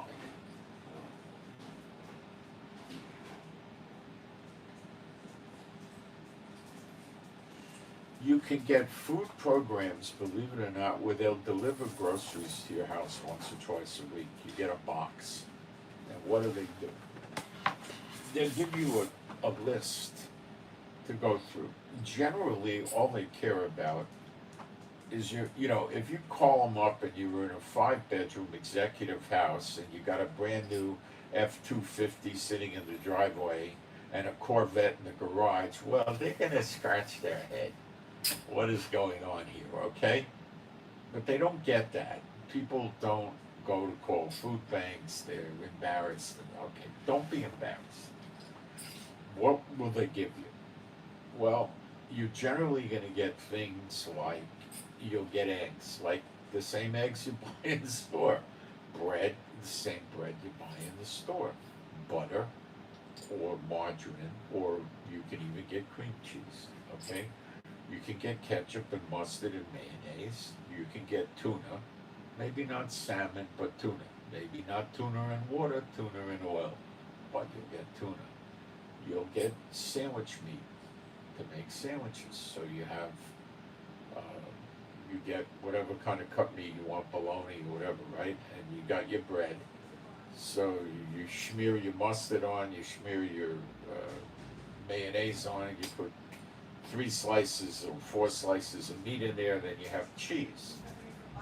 So you take some of that cheese and you put it in there. They're not giving you genuine Swiss cheese from Switzerland. Forget that. You're getting regular supermarket cheap cheese, but it's cheese, okay? And you put it in there and you make yourself a sandwich, okay? Will they give you pasta? Yes. Will they give you other kinds of meat? Yes. What will you usually get? Ground chicken, ground turkey, ground beef. Okay, they know you need protein, you're gonna get protein. Okay? Toilet paper, yes. Toothpaste, yes. Crappy paper towels, yes. Is the is the toilet paper crappy? It's the low-end toilet paper. You're not gonna get splinters in there, but it's not gonna be Charmin with a premium. It's gonna be regular run-of-the-mill toilet paper, right?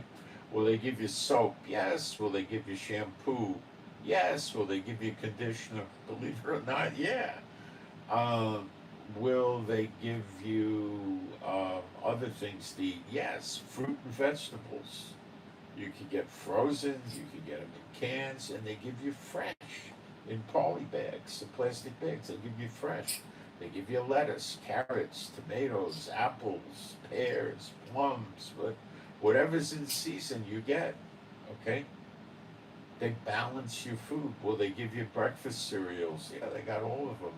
They got all the heavy sugar ones, and they got the other ones. They usually got about 5 or 6 different breakfast cereals. They can give you oatmeal and stuff like that. What about if you have a special diet need?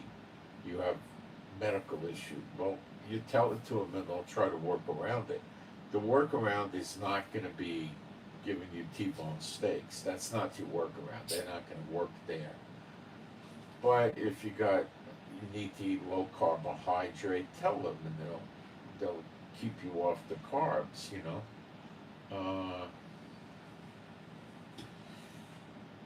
Will they give you like a whole chicken or something like that? Generally, you're not going to get that.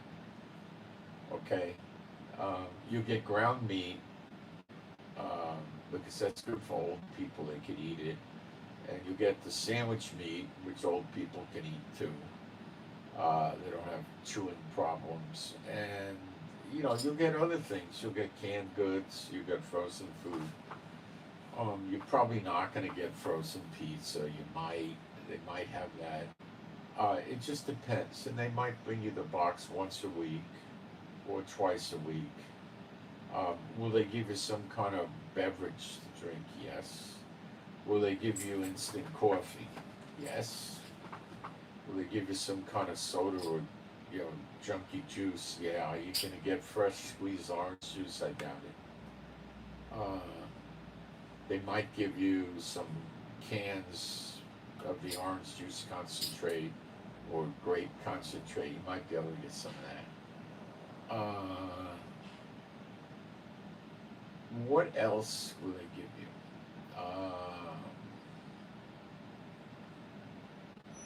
Dish soap to clean your dishes. If you need dishware, talk to them. They'll help you either with paper plates, plastic plates, or buy some plates. But they'll give you some. Garbage can liners they might give you. That's probably it. So in summation, you'll have vegetables, fresh and or frozen and or in cans. You have options. Fruit, fresh fruit, you might get some frozen or in cans. They have options. For fish, you'll get probably sardines and tuna. You might get salmon, I don't know. Depends on who it is, right? Bread, they'll give you. Cereal, they'll give you. And then you'll get ground meat and you'll be able to eat. They'll give you a sufficient amount for every person. You could be one person or two person. They'll give you a sufficient amount. Okay? So that's if you're capable of cooking. You get that. Okay? And they'll give you potatoes one week, and you get tomatoes, and you might get apples, and you might get oranges, and you might get mangoes, and you might get bananas. So, you're going to have stuff to eat, and they're going to give you a sufficient amount. And they'll bring it to your house, or you can go pick it up. They'll have various, whatever you want to do. And you put it in your refrigerator, in your freezer, and you're set. So now you got food, and you prep your own food. Now let's say you can't you can't cook your own food. Why? Any one of a number of reasons. You got arthritis in your fingers, they're stiff, you can't hold, you can't cut, you can't do that, okay? You can't wash dishes, or you don't see good enough to do it anymore, or you can't stand on your feet to do it, or any of those things, or something else, some other reason, okay? Then what you go for is Meals on Wheels. They have them in all the communities, okay? Generally, if you just got low income, they want you going to get the box of groceries from one of the charities, okay? AI will give you a list of charities in the community. It is not hard. Most of these places are not going to screen you. They'll ask you how old you are, what's wrong, what blah, blah, that's it. Then where do you live? And then they might visit you to help you understand what they have and what they don't have. So, no, I hate tuna fish, or I can't eat sardines, I'm allergic, stuff like this, right? they're not gonna start going through your bank statement or anything like that. That'd be highly unlikely, okay? They're not. They're gonna just try to help you, okay? They're gonna figure that this is embarrassing, and if you're doing it, you need it, and that's it, okay? So, that's if you can cook. If you can't cook for whatever reason, okay, then you get into Meals on Wheels. The way that works is you get 2 meals a day. It can come at 12 o'clock or 11 o'clock or 2 o'clock, whatever the route is. They have boxes that they keep the meals in, that keeps them hot, so you get a hot meal. So when the guy goes and brings it to you, you eat your meal. Usually it's your lunch meal, that's the hot meal. Usually they'll give you, you'll have fish days, meat days. Frequently it's a meatball. It could be from chicken, turkey, or beef, okay, or they'll vary it. Because meat is soft, old people can eat meat, children can eat meat, everybody can eat meat. Cutting steaks, they don't do that, okay? You're not gonna get a sirloin, or a T-bone, or a ribeye, you're never gonna get it. It's just never gonna happen, okay? You might get a fillet of fish, though, okay? They give you fish, they give you meat, okay? So you get a protein with every meal, and then they'll give you carbs. It might be pasta, it might be some vegetable, it'll be hot. So you're probably gonna have maybe potatoes, you're probably gonna have a meat or a fish, and 2 veggies, okay? And they'll give you soup if it's appropriate. If it's 93 degrees, what are you gonna do with soup? Put it in the fridge till it cools off and drink it as a beverage, probably. You're not gonna sit there and wanna eat at 93 degrees a hot bowl of soup, but in the colder weather, it would be nice, wouldn't it? So you will get a lot of hot soup, and then they might have other stuff with it, other beverages to drink, like a sweet drink, a juice, or, you know, maybe an artificial beverage or something. Okay. Then comes the second meal, which is usually a cold meal, and it's typically around the line of a salad and maybe a sandwich, dessert. It's not a big heavy meal, so you're getting from them, you're getting a heavy meal, which is your lunchtime meal. And they're done by dietitians, and they're very nutritious. And you'll find that they're, the worst thing you'll ever get with them is they're bland, because they don't like seasoning the stuff up, because certain people can't eat it. So they're not gonna put oregano in it, they're not gonna put cayenne in it, they're not gonna season it up. They'll probably use salt, maybe not even pepper, okay? And that's it. So is this gonna cover all your food? No. It's gonna cover probably 75% of it, okay? You're still gonna wanna have a breakfast, maybe. So what you could do is use 2 things. Use the Meals on Wheels, and then you could call a food bank, but you have to be careful. Because they share names. So they'll probably ask you for a driver's license so they know who you are. So if they're bringing you Meals on Wheels, and then you go to a food bank, and they're bringing you a package of food, they both may turn you off because you're working the system incorrectly. So if they're giving you Meals on Wheels, tell them you need to have other food. Is it okay with you if I contact the food bank? Will you have a problem with it? And they'll tell you. Then tell the food bank that you're getting Meals on Wheels and you need some extra food to fill it up, you know, maybe breakfast food or something like that. And they'll probably help you, okay? Or you may be stuck buying some stuff for breakfast. You may have to buy yourself some eggs and whatever you like to eat for breakfast, French toast, or whatever you like to eat, you know. pancakes, cereal. I don't know what you. Okay. So that way you're not getting rid of all your food costs. You're getting rid of maybe 80% of your food costs. Okay. It's not gourmet food, but you'd be surprised. It's pretty good. People don't complain about it, and it's very nutritious. So they give it to you really healthy, and you'll find it to be very fresh. And the drivers also check on you, you know, to make sure you're not laying on the floor or something's really wrong, or they talk to you and you don't respond, you know, uh, then they'll call a volunteer to come over there and they'll try to get help for you and stuff like that. They're not gonna be able to stay there with you a long time because they gotta deliver the food so it stays hot. But they'll have somebody come, a social worker from the government maybe, or whatever. Maybe they'll call an ambulance, if you know. So that's another added benefit you could have if you're really in bad shape. You don't have to be old to be in bad shape.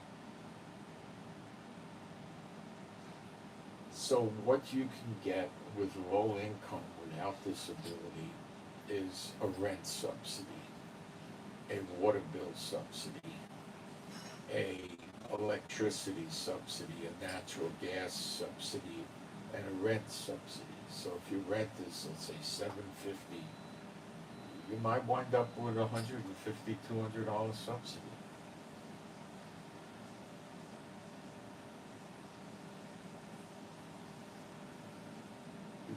If you get the subsidy and you pick up another $50 on the utility, you're down maybe $250, let's say, and you get rid of 80% of your food bill. So your food is probably today, I don't know, let's say, I mean, could you do a month of food on $600? I don't know, maybe. If it is $600, you got rid of $400 worth of it. So you just put about $650 or maybe even $700 back in your budget. That changes everything, doesn't it? And you didn't even get on welfare, you didn't even go to a government office. You're only dealing with private charities. Now, people don't know about this. Most of the people that are second, third generation welfare are dealing just with the government because it works for them. Their kids go to school, and the kids go to school early and they get a free hot breakfast, right? Okay, lunchtime the kids eat in school. They get a free lunch meal, which is a hot meal, and it's gonna have vegetable. What's it gonna have? It's gonna have a protein and 2 vegetables, a piece of cake and some milk or juice to drink, right? Okay, that's what they get, that's free. And then the kid's gonna stay after school, and they're gonna give them milk and cookies or a snack after school, and then the kid will go home. And then what happens when they're home? The kid eats junk. I don't think they're calling Pizza Hut anymore or Little Caesar Pizza because the stuff's so expensive. I guess if they're gonna get a extra large pizza that's gonna be 8 or big slices, it's gonna cost them $30 or something like that. $25, $30. I don't think the parents are gonna do that very often. Or a bucket of chicken to feed 5 or 6 people is gonna be what, 50, 60 bucks or something. I don't think they do that stuff. Where 10 years ago this stuff was cheap. You were getting pizza probably for $12, $15, but they may not do that anymore. I don't know. They just let the kids eat what they want. So the kids could eat Doritos, Cheetos, cookies, make a peanut butter and jelly sandwich, whatever, because they're getting 2 good meals at school.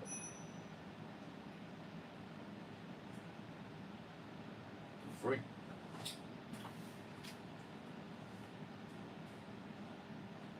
Now, the next thing with your low income you need to do is go for a free clinic. You go down there and you tell them, well, let's see how many free clinics Jacksonville has. I'm not telling anybody to go to Jacksonville. I'm familiar with Jacksonville, and it's a big Navy town. I'm not sending anybody to Jacksonville. Okay.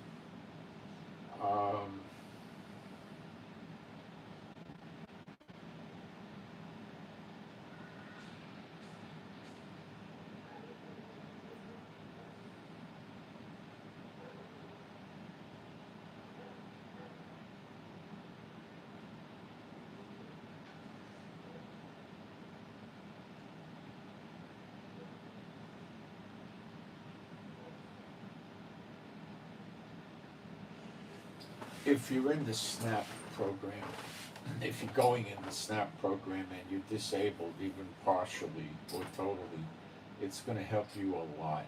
And they'll even start paying medical bills. So disability helps with SNAP.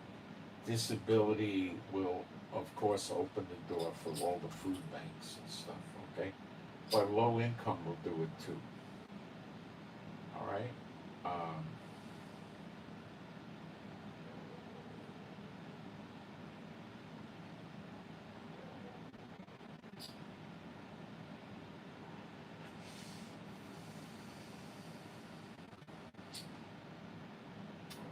If you got dependent children, SNAP will be helpful.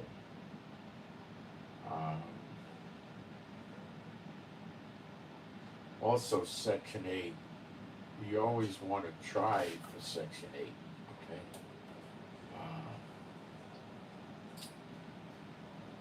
okay? It's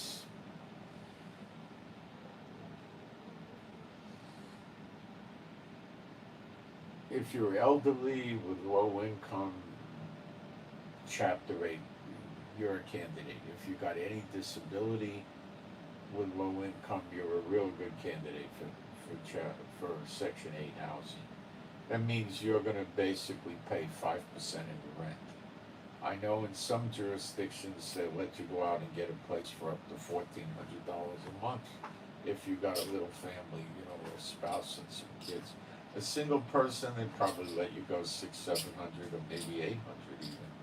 You get a nice apartment, probably a 1 or a 2 bedroom, and if the rent is $700, you pay $35. Okay, that's it.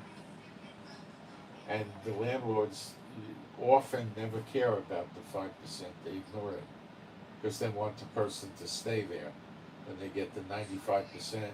It's in their bank on the first of every month. It just gets electronically transferred into the bank. They don't even have to think about it every month. And they don't care about the 5% if they can get that. Now, there are jackass landlords that evict people because of the 5%.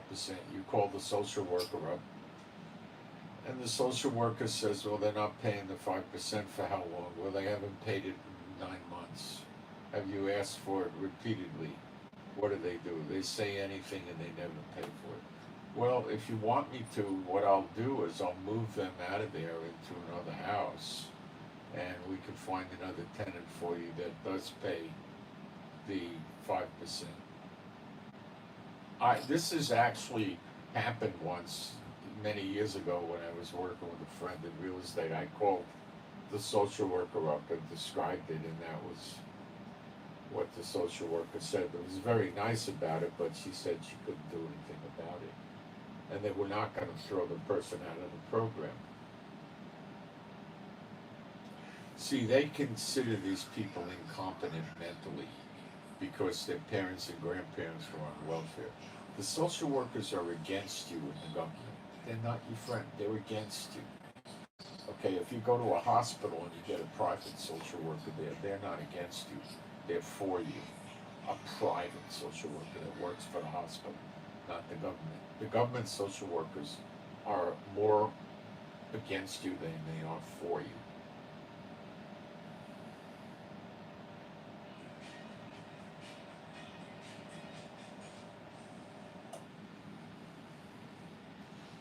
There's also religious charities. The Jewish ones aren't going to help you if you're not Jewish. The Catholics have them, the different churches have them. Yeah, they're very. I don't know if you need to go to them. They're usually not going to care about it. They might just, oh, you're elderly, you got low income, yeah, we'll help you. They don't care. You don't ever have to go to their church or anything. They're not going to ask you if you believe in their church, nothing like that. But I don't think you need to go down into that level.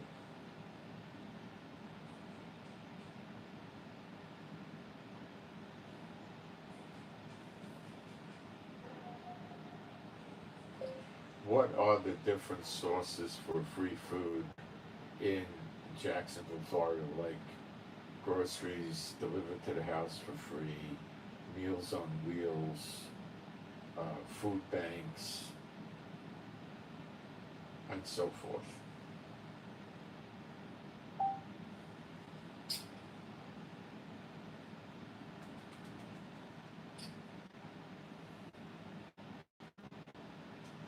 Jacksonville has several different kinds of free food essentials and a special use for someone who is elderly, disabled, or unable to get out of the house.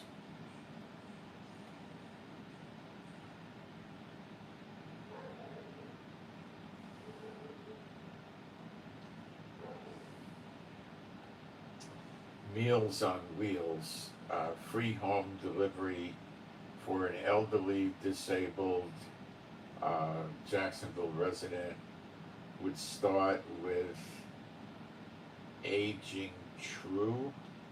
They operate the local Meals on Wheels program in Duval County.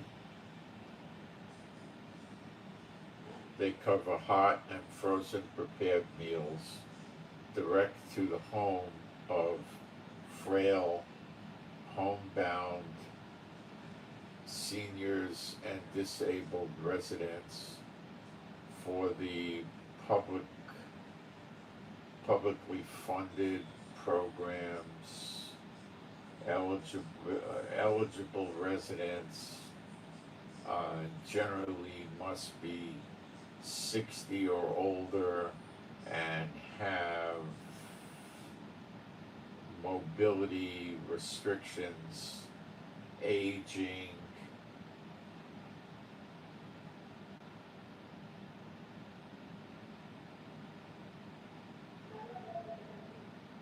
the recipients receive the meals at no cost. They deliver hundreds of meals each day and nearly 500,000 hot and frozen meals annually. See, they're looking, okay, they're not, hey, I go to the gym, I press 180 every day, I just don't have any income. You're for a different program. They'll bring groceries to your house and you cook. This is where you can't cook and you can't get out and go to a food bank or go to a soup kitchen. This is for that, okay? You gotta, you may not be for that. You might have to get the groceries delivered to the house or go pick them up there for free. They're free, okay?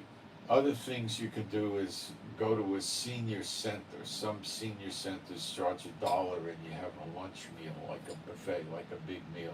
So you go there and they charge $1 and you chow down and that's your big meal for the day. So that can cut probably half of your food bill down. Just a little trick like that, okay? Or if you bellyache enough with them that you don't have any money, they'll just let you go there for free. Okay.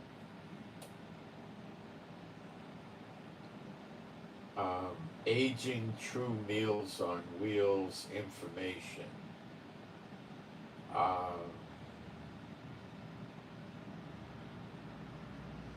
and they give you phone numbers and stuff like this.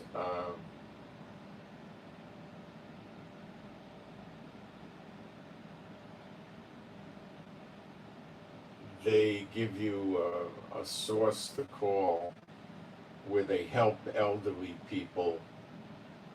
So this is a local. Listen, AI will give you local sources to call where they'll help you understand what benefits are available to you and how to get it, and they may even come help you get it and help you apply, or you go down to them if you're not disabled and they'll help you apply. So AI is usually going to be better than they are, but you can do that too. Okay.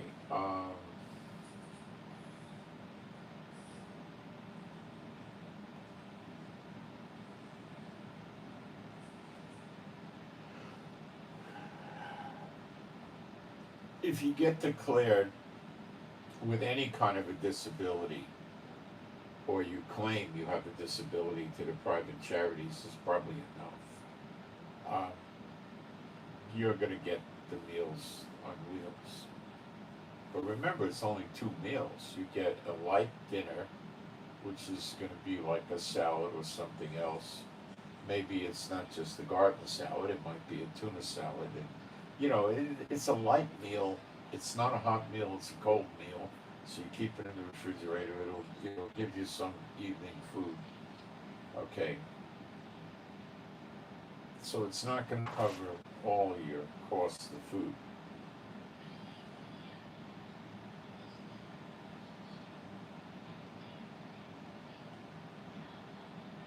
Now, if any of you are got a health condition and you're homeless, what you need to do is get a hold of legal aid right away and tell legal aid you need disability, you're in the street, you got a health condition, you're not healing, you're not getting better, help me, please, help me.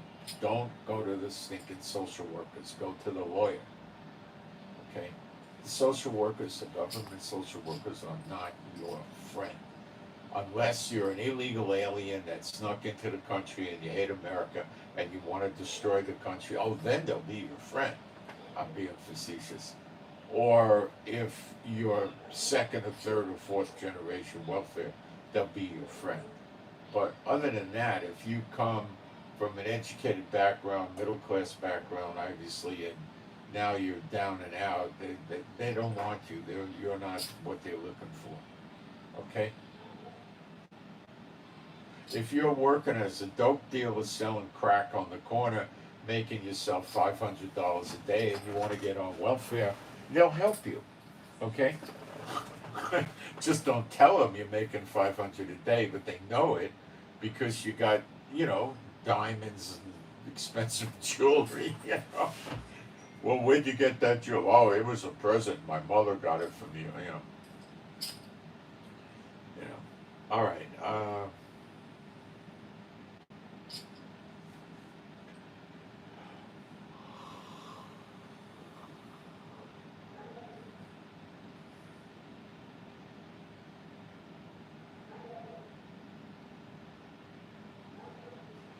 So they have a general thing called Feeding Northern Florida that will feed you into the right source for the food depending on your needs.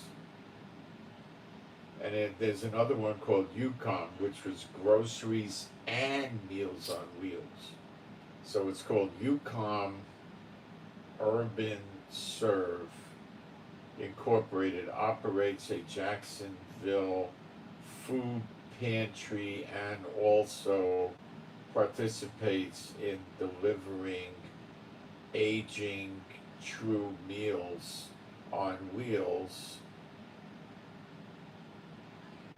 Also runs mobility food pantries serving income sensitive seniors apartment community. Okay, so they're also working low income.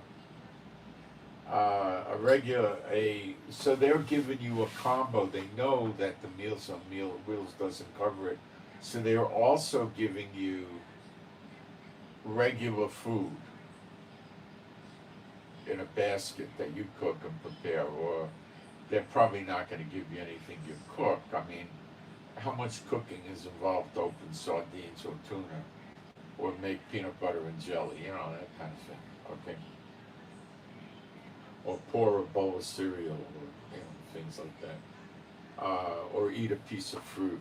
You know, here's the peach, right? Okay.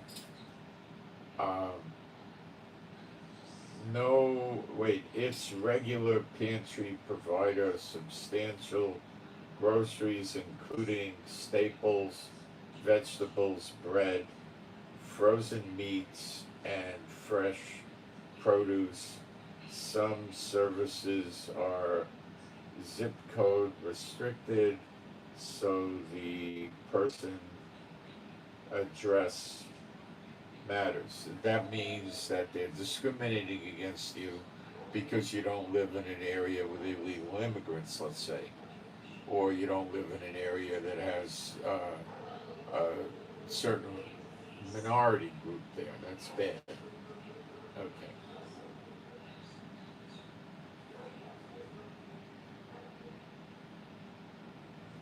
See, when it says it's a pantry, that means they're delivering groceries to you.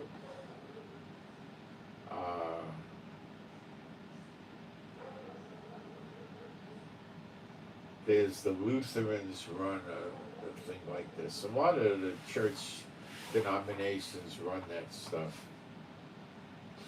Look, you're not going to the church, you're not worshiping with them, you don't have to agree to believe what they believe, they're not going to make you come to church, they're not going to do anything of the sort. What do you care? It's nothing, you know, they're not bothering you. Would they come to the house and preach to you? I doubt it. I never heard of that. See, it's illegal to discriminate when you're giving a charity can't discriminate over religion or sexual preference or anything like that. They get in a lot of trouble, so they can't push their faith on you, okay?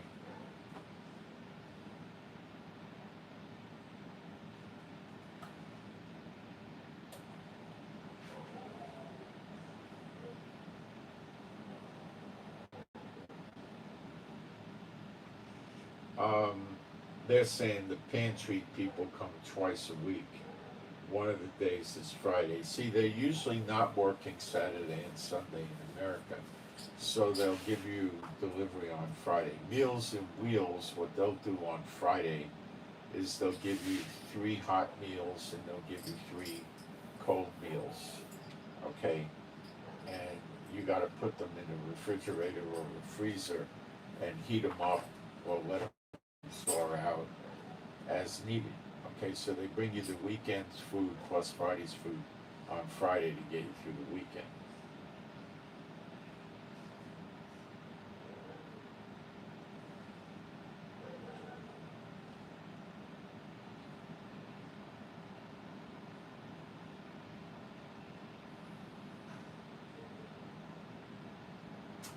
They also have soup kitchens that you could go to. And you could go there and bring your own container. So you go there and you could eat there and or bring a plastic container or 2. Bring yourself a reusable shopping bag and 2 or 3 plastic containers and say, hey, could you fill this up for me so I could eat during the day, and you know, I need food, you know, but they'll say, yeah, the chances are they'll let you do it. You might always hit a place that says no, but the chances are they'll let you do it, and they'll let you have a generous portion to take home. And who's to say you can't go to 2 different food banks?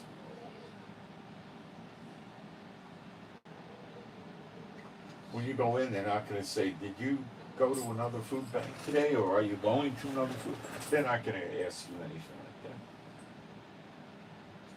They're going to ask you, do you want potatoes, or you want string beans? Do you want this, or you want that? You know, that's what they're going to do.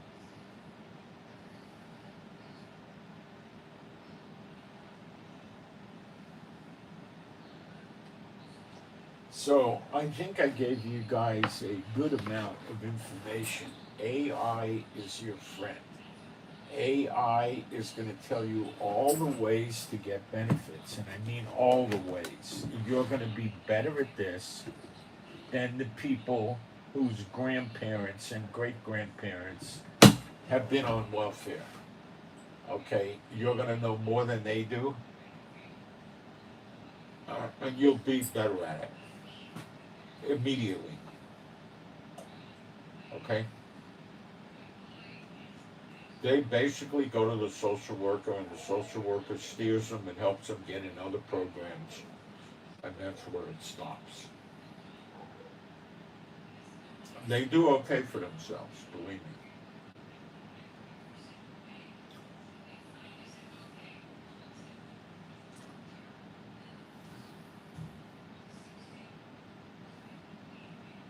If you get Meals on Wheels, food pantry,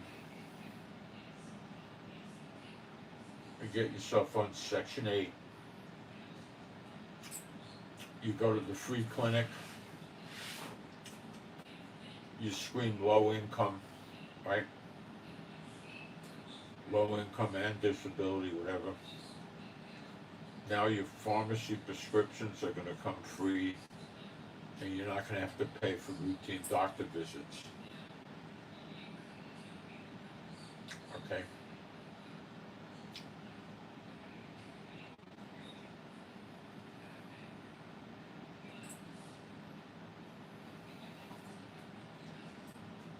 If you ask AI how to get help with clothing, you'll get help with clothing. You could always go to Sally's and buy clothing, Salvation Army. You know.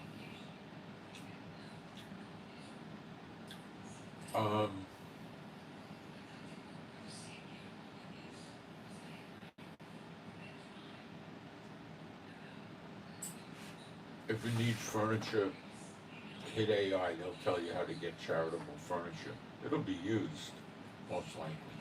Okay? Um,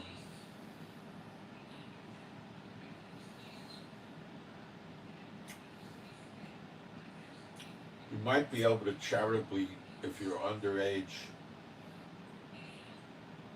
of retirement and just poor, you might be able to get yourself on different medical programs, but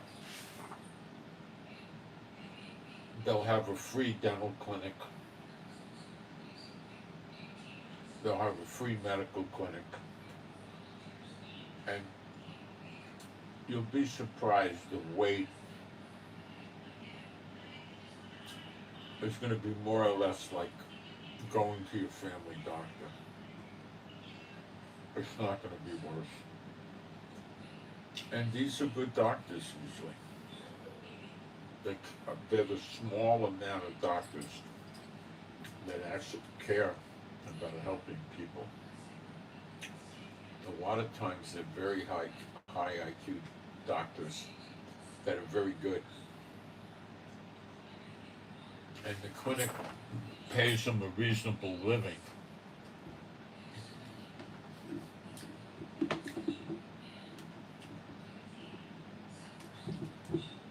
They're not making $600,000 a year. They might make 200 or something, you know.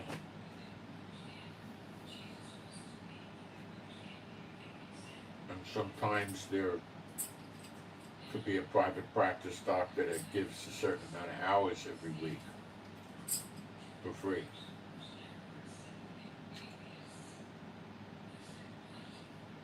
And you'll get your prescription from them.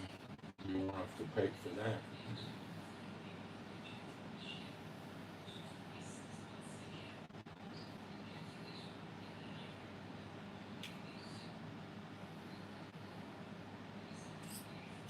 Your best shot is if you're getting some kind of Social Security or disability payment.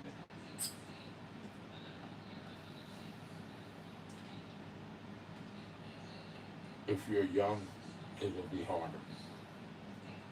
If you're over 50, rehabilitation is out of the picture. not going to try to job train you for something so you can work elsewhere. If you're over 60, it gets real easy.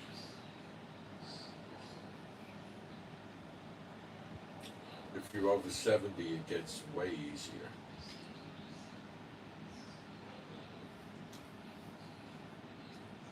If you're 72 years old, it's real easy for them to believe that you need Meals on Wheels. Okay? I don't drive anymore. I can't drive. I don't have a car. I can't get around. I'm afraid they'll rob me, you know, all kinds of things.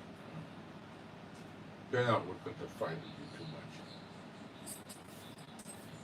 If you're 36 years old and you try Meals on Wheels, they want to know why. What's wrong with you? I'll be right back in a minute.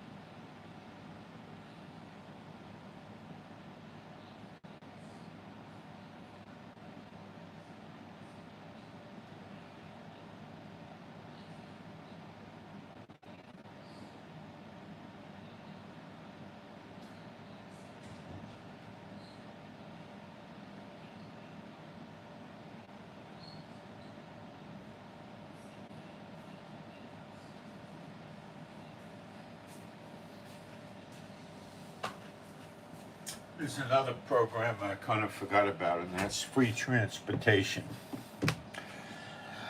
A lot of times you can get this for being elderly, where you ride the buses or the subways they have there for free. Okay?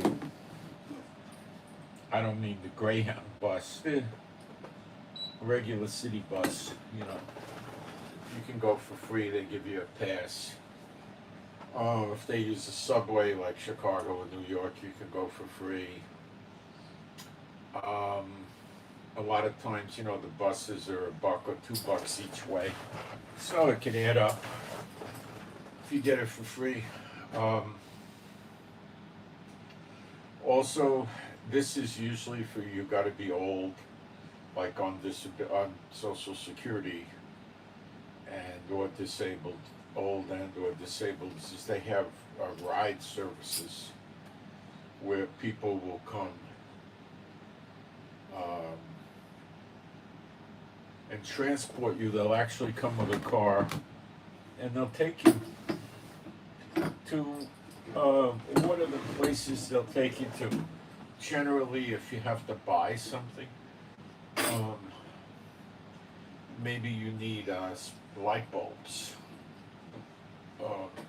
There's places that'll actually do it for you. If you can't get out of the house, you're disabled, you're very old, you're frail, you're ill, you're weak, whatever.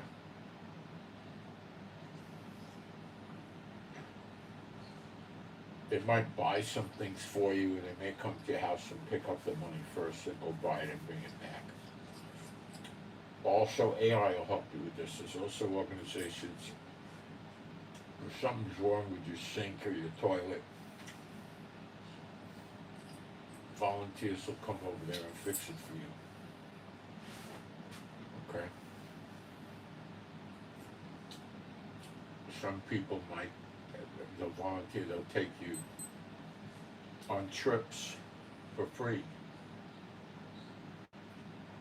beaches, museums, a lot of places you could get free admission into museums and parks and beaches if you're old or income disabled. Um,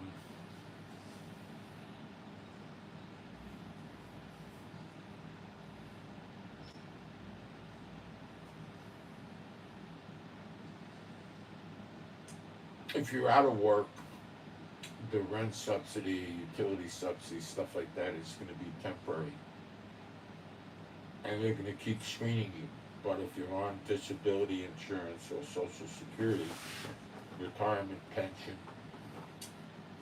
you'll have to explain to them how much you get and if it's going to be within their guidelines, which, you know, probably is going to be in the guidelines.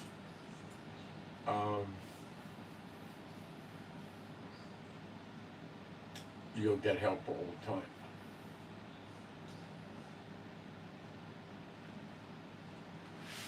It's complicated. What is your rent? Are you paying $1,800 a rent or $800? You know, if you can't make it at $1,800 a month, they're probably not going to pay you rent. They'll tell you to move.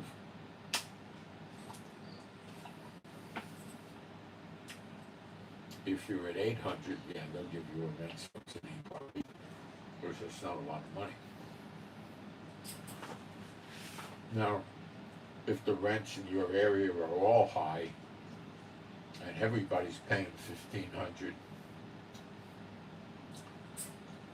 you know, then $1,800 is going to work, and they'll help you out.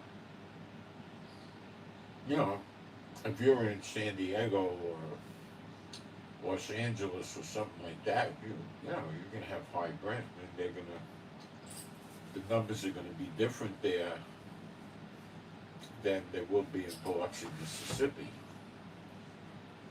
Okay. AI is your friend. That will give you every source of information for rent subsidy, all the different places that will do it in your area, how to apply, what's required, what they'll give you, how much money, all kinds of free food. They'll tell you all the different charities that'll help you. Okay.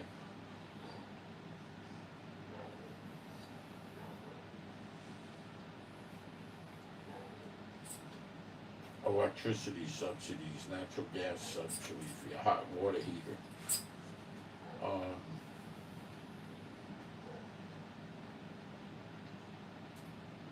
All kinds of things. How do I get free bus travel? You know, in some places the buses are $2, $3 every time you get on the bus. So you can be spending $100, $150 a month. You know, you can go ride for free.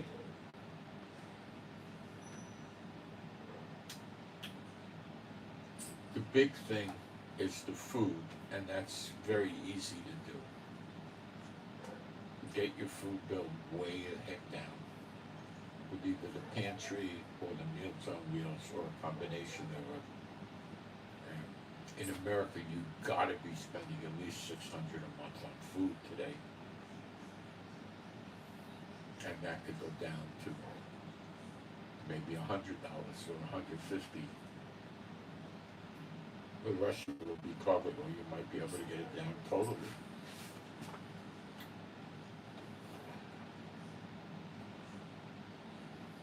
Imagine no more going to the supermarket.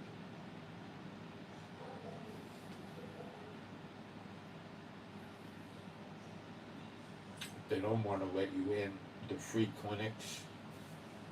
Go to legal aid. Tell them they're discriminating against you for any reason, whatever you are. You're black, they're discriminating against me, I'm black. I'm white, they're discriminating against me, I'm white. Whatever, just say something that they don't like me, I'm not an illegal immigrant. I need to be an illegal immigrant and I'm not one. They're discriminating against me for being an American citizen. Anything like that. give them the ammunition to scare the daylights out of the free clinic. Okay. Some of these people that run these free clinics got bad attitudes. You're an American citizen, drop dead, we're not giving you free medical. We're only here for the people that sneak into the country illegally that want to destroy this country. You know, you got people like that. And you got to learn how to deal with that. You could try a different free clinic, they usually got several.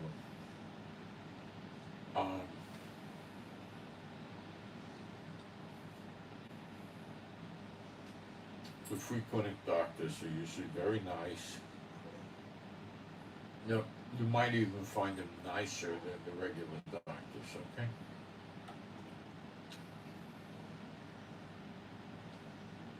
The regular doctors are racking your insurance. They want to bill your insurance. The free clinic doctors, there's nobody billing anybody's insurance. They're doing it for free, so they're just being nice to the people and they're talking to you and trying to help you. Okay. That's if you got a condition that requires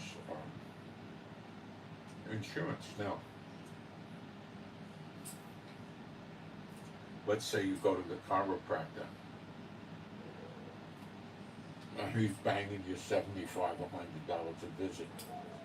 Ask your AI how you can get charitable chiropractic coverage, and you'll find that there's people doing it in your area, and they'll give it to you for free or close to free. Okay, probably free or near free. Don't. So if you can get into, you gotta work, you gotta hustle at this. You get your free dental clinic, your free medical clinic, right? Hospitals gotta take you if it's life-threatening. If it's not life-threatening, the clinic will take you. If you need surgery, they'll find a way to get it done for you at a hospital. Don't worry. If you're on Social Security, you got Medicare, and you don't have to buy the supplemental. You don't have to pay anything. Just take the free Medicare and use your medical, your free clinic, and use your free your dental. Now you might have a long wait to get into the free dental, but free is free. The free clinics, you don't have waits. You show up.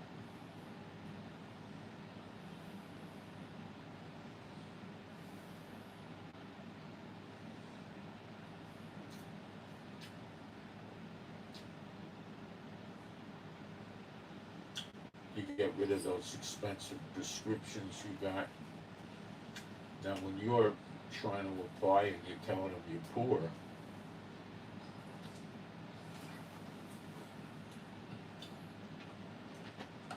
your Social Security might be over the poverty line, but then start saying, well, I'm really poor, I gotta buy this much in prescriptions. And I have to spend money because I can't do this and I can't do that. I'm unable to clean my house. I gotta have a cleaner come once or twice a week. That costs $100 a hour. You know, stuff like this.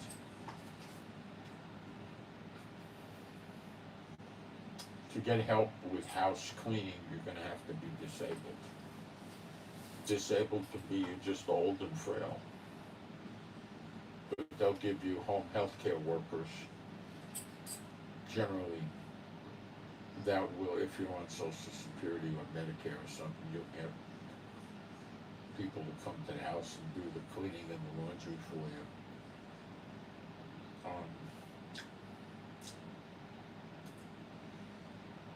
Another way to do it is they'll cook for you. If you can't get Meals on Wheels and you're disabled, you can run it as you'll get the pantry, the box of food.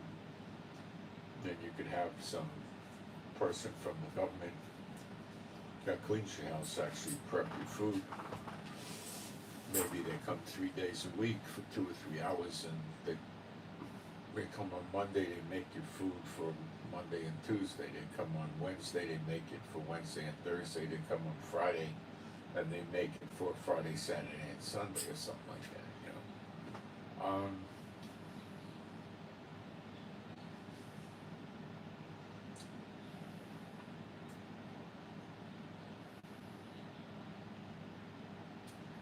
I'm disabled in Israel. I got money from my cell phone. It was nothing, like $100 a year, but it could be available in America. I don't know. Israel's a very big socialist state, and the social workers are not any good. They tell you why you can't get things. They're not very good at how to get things. They're very good at telling you why you don't qualify. Go to legal aid. Okay? Go to legal aid. You're going to do much, much, much better with legal aid helping you, because they know legal aid's going to bust their chops if they fight with them. Legal aid will drag them into court. Do you know how much trouble that means? The regional boss, the boss of bosses, hears about it and gets a blemish on his record. They don't want that. Now, if you're completely unfounded and you have no reason, you know, you're young, you're virile, you don't have anything wrong with you, you just don't have a job right now and stuff, you know, that's a problem, okay? You just got to work the private charities, all right? In America, expect the gasoline prices to go up. And that means your food prices are going to go up, because everything moves with gasoline. Airplanes move with oil, let's say oil, airplanes, boats, trains, cars, and trucks. Price of oil goes up, price of food goes up. So it's going to get worse. Okay? Price of electricity is going to go up on that.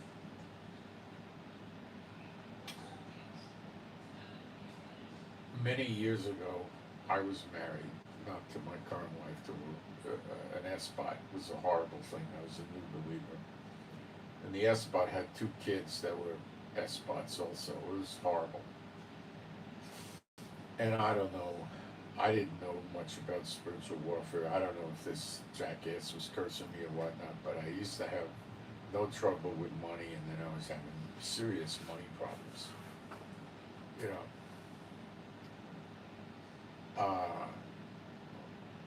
When she finally left me and we divorced, my money shot up again. It was just a horrible thing.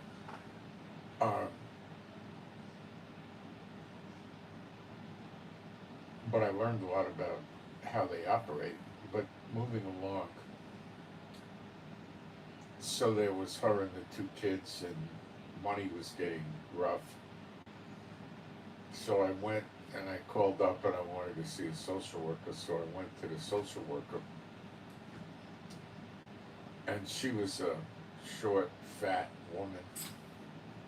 And she was making it rather obvious to me that if I was going to be her boyfriend, to heck with the fact that I was married. If I was going to be her boyfriend, I was going to get a lot of welfare. I mean, she didn't come out and say it, but she was saying it, you know. She was afraid. It was in the office to come out and say it, but she was making it pretty clear, you know. I was, at that point, a believer. It was off the table. I was in no way, shape going to do it. But what I was getting from her, and this was, let's see, 35 years ago, something like that. She was basically, I was going to come up with a package that was about $42,000 a year worth. That's what I calculated. To make $42,000 a year back then, you probably had to make 60 or 70,000. Okay. So it was going to be, let's say, like going out and getting a job that paid $65,000 a year 35 years ago. That was a decent job, to say the least. A good job. And, I didn't do it, but that's where that's where the welfare back then wound up. So the people that were living on welfare back then were laughing at the other people because they didn't. I have a master's in business, so yeah, I was able to go out and make that kind of money. But the other people couldn't. So these guys didn't even have a high school diploma, and they're getting this kind of money, and they don't wake up in the morning. They don't know what it is to go to an office. They don't own a suit, a collared shirt with a tie. They don't own any of that. They never knew about anything like that.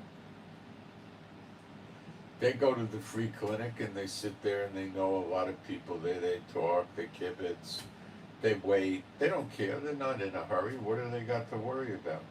They got this Section 8 house. In California back then, you were probably able to get a house for $900, and they would pay it, which meant you could have got yourself a 3-bedroom, 2-bath, blue-collar house. In other words, you had about 1,800 square feet, maybe 2,000. You had a little driveway, a front yard. You had a backyard. And you maybe had a garage or a carport, depending. Usually garage. And you had 3 bedrooms. You had a master bedroom with a master bath, and then you had maybe another bedroom for the outside there, where you had 1.5 baths or something. You had usually 2 baths, and you didn't have any deluxe features. You didn't have any pools. You didn't have any jacuzzis. You didn't have any sprinklers for the garden. You didn't have any timed irrigation. You didn't have that. You didn't have an alarm system. You didn't have much. You had a regular kitchen, a regular refrigerator. You had air conditioning. You had central air, central heat, and they're paying for it. So this guy, these people, they wake up in the morning, right? And they don't worry about a whole lot of stuff like regular people.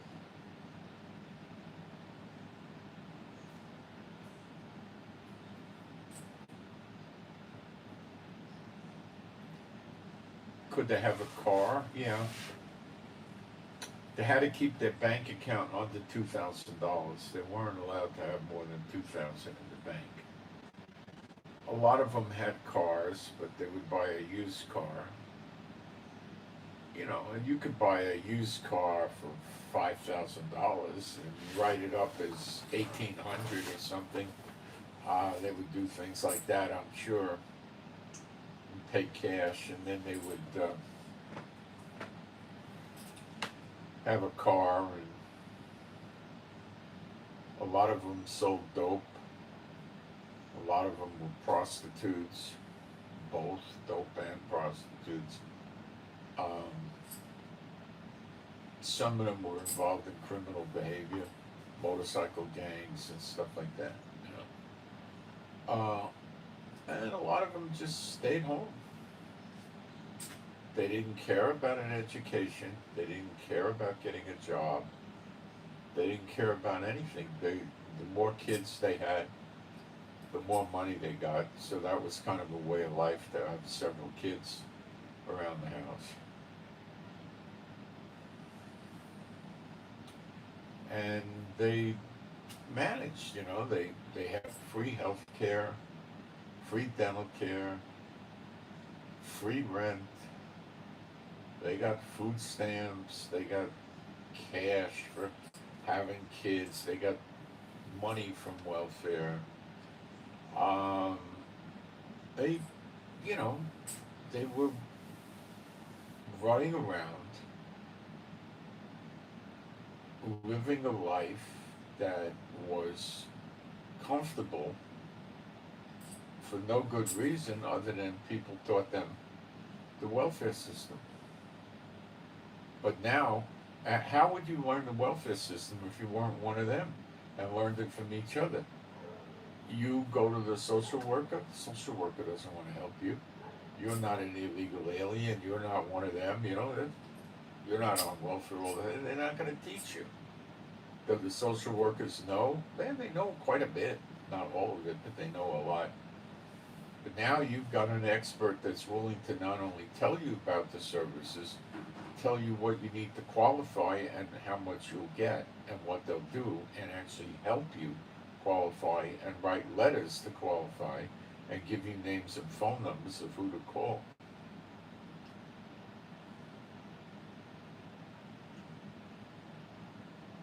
Okay.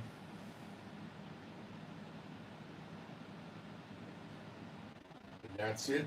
And now you know more than they do when you get that. And all you got to do is just go to work and start hitting it. Now, it's a lot of work in the beginning, but then it's over. It stays over.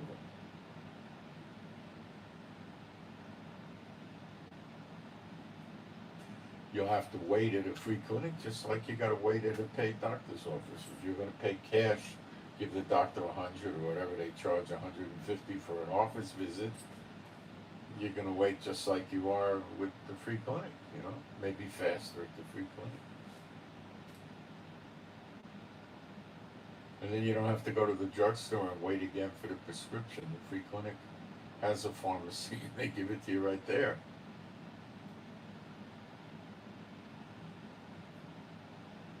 The doctor may not even give a prescription to you. He just inputs it in the computer, and 10 minutes later you pick it up at the pharmacy, right in the same building. So, you need x-rays, they got x-rays. You need one of those sonograms, they got it. You need this, they got it. They got,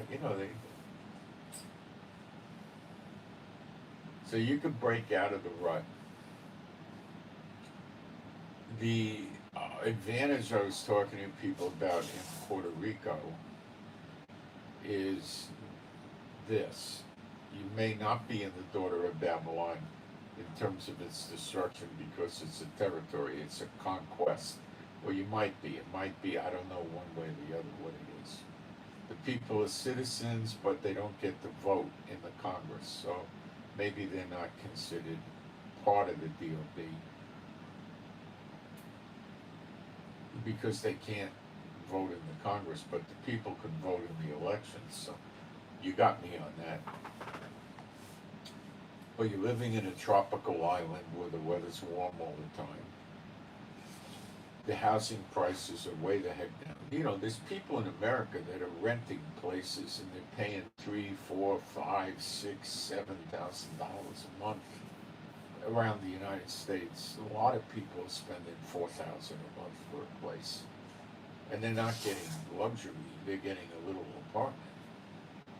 Okay, so you're down there, you're getting an okay apartment, and you could use your Medicare, and you can get all the welfare that I'm talking about in Puerto Rico. So you basically could be living on a tropical island, getting rent subsidies, utility subsidies, Meals on Wheels, pantry food deliveries, free transportation, free clinics, free this, free that, right?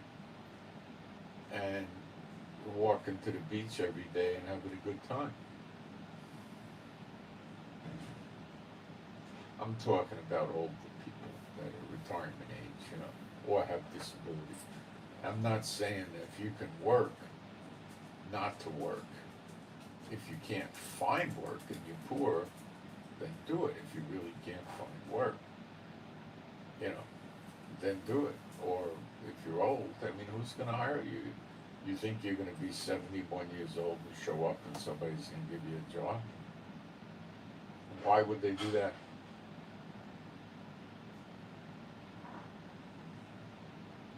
You're too old.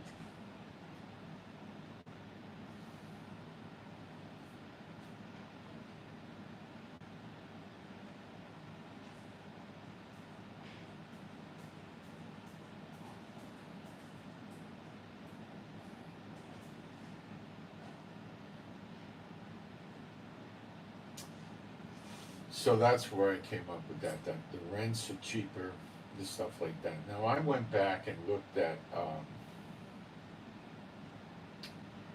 Thailand and Philippines and Vietnam, and I had that other one there. What was it? Cambodia, I think it was. Cambodia, and um, you can't do it that cheap down there. It's Cambodia is probably one of the cheapest of them, and um, you're looking really to be comfortable down there at about 2,000 a month,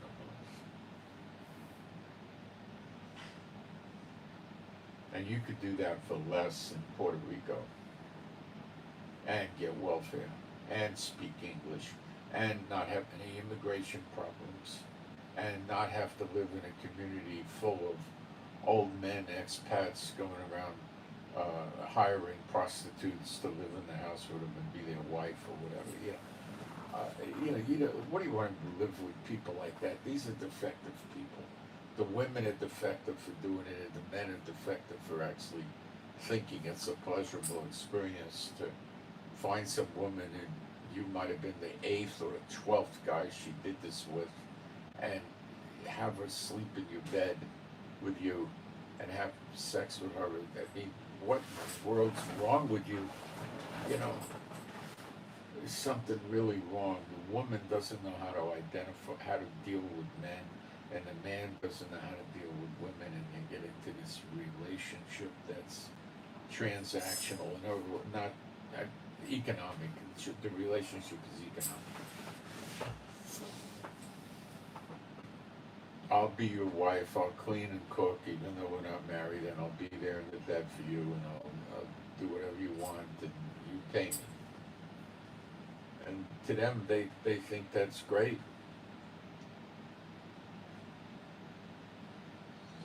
The guys that go to like the Philippines and they use some agency or something, they find some woman in the Philippines or Russia or Ukraine or other countries around the world that just wants to get out of their country and live in the good old USA, and they hang around with them for a week or two and they say, oh, I could live with this one.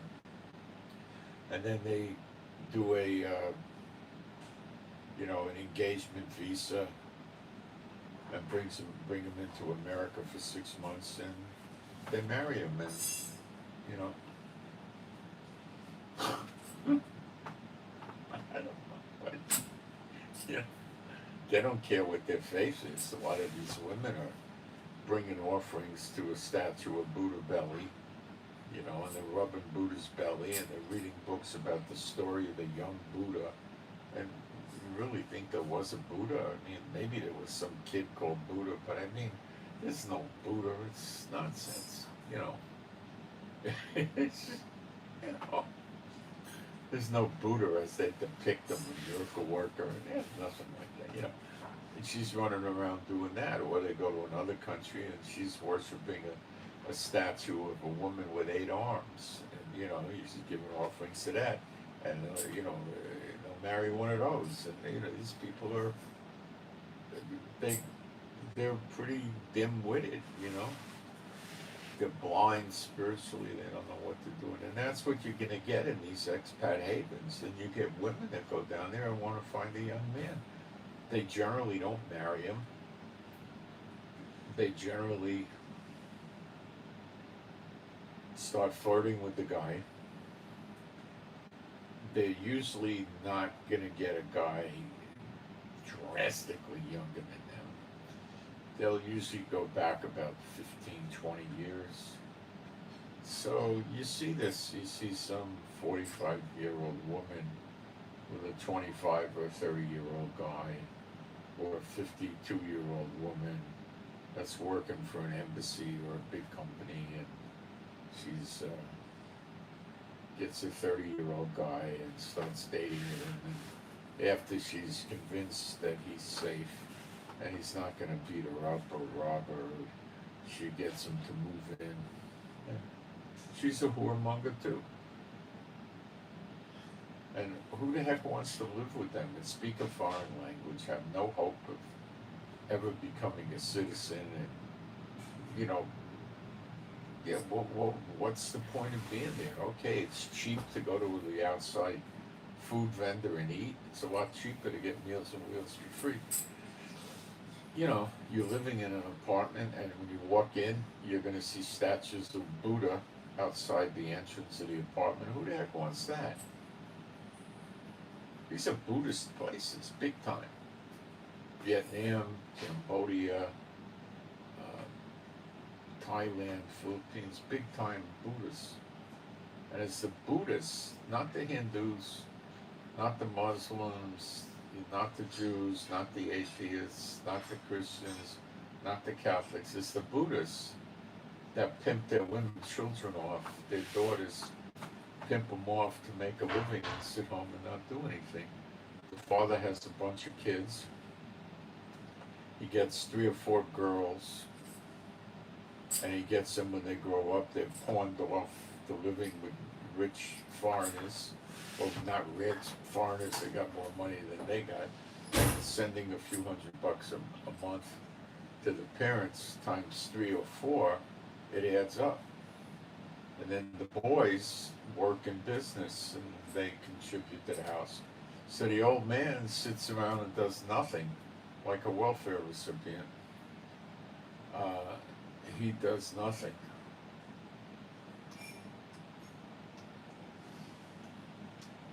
And gets reasonably comfortable living in some back village.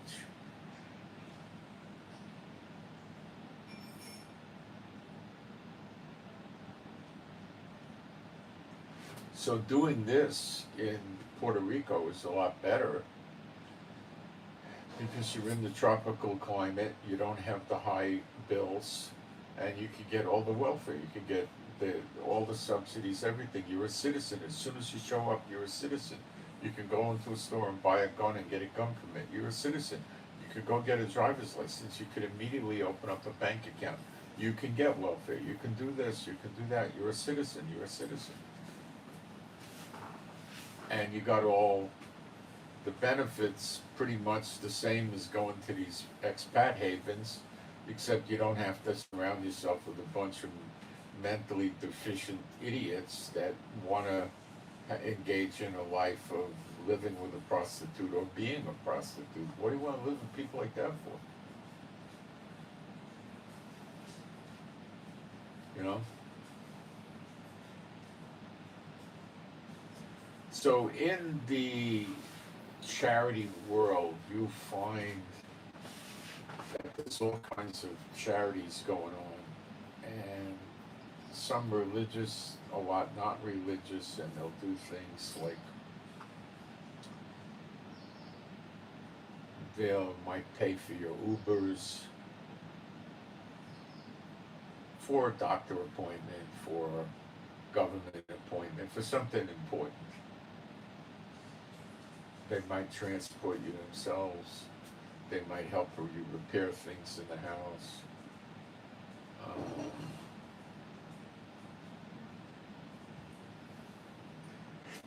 Different things. You know. So rather than be homeless, rather than sit around and worry how you're going to buy food, I think you're better off pursuing these things.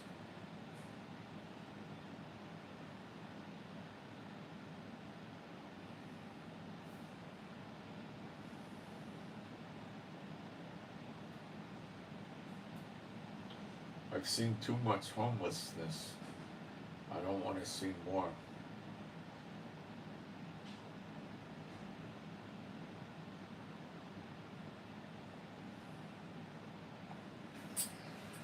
Okay, let's see if I got any questions here. I hope you enjoyed this. I've spent a good amount of time working on this, and I hope it helps you. You could always ask me questions, and I can try to help.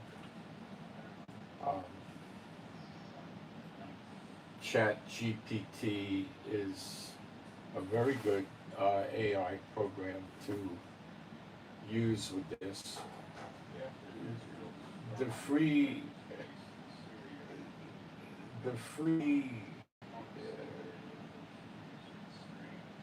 the free AI may not dig deep enough and get enough of the information you need for you. You may need to, I don't know, you could try it. If it works, it works. If it doesn't work, you gotta buy one of those AIs. And like I say, a lot of them have a trial for a few weeks. You could try it. They'll need your credit card or your PayPal or something, your debit card. And then if you don't want it, you could cancel it. So you could run the paid AI and get all the information you want, cut and paste it out of there into a file, because you're not going to be able to have the data once you lose the AI. So you cut and paste it out into a file and you have it. And you could go to work on it. But I think AI is worthwhile having because it'll help you write letters. It'll get you phone numbers, it'll get you email addresses, it'll get you street addresses, it'll tell you what to do about it. It's really good. I mean, and you're going to need a lot of connections with this.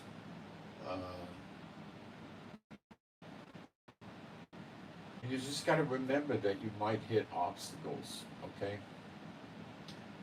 Going to the free clinic, they might not want you there because you're the wrong type of person. You're not an illegal immigrant, or you don't have the right race that they're looking for, whatever discrimination they got.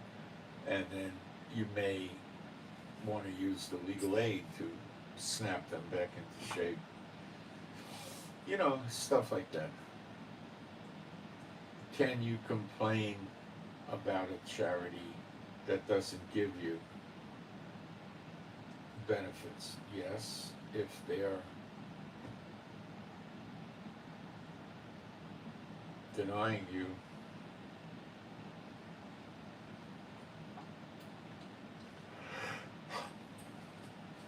based on discrimination of you not being an illegal alien or anything, you can go after them with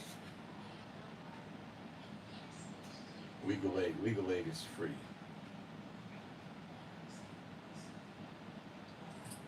The poverty levels of different geographic areas are going to change. Let me see if I can give you an illustration of this. Go into ChatGPT.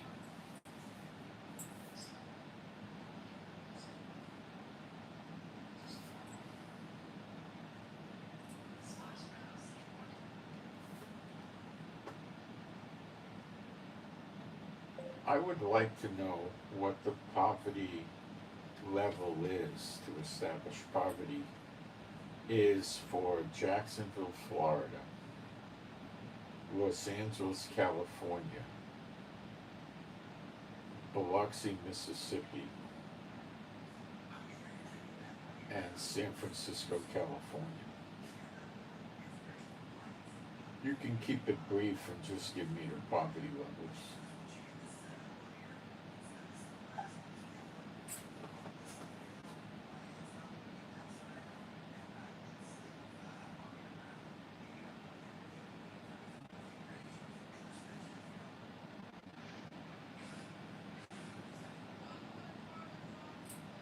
Okay, it's the same poverty level in all these locations. For a one-person household,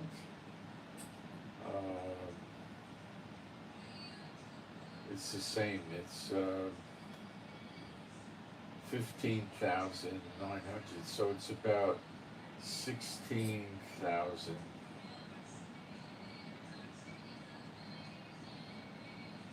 For one person, it's 16,000 basically, 15,960. For two people, it's 21,640. 21,640 a year, or $1,803 a month.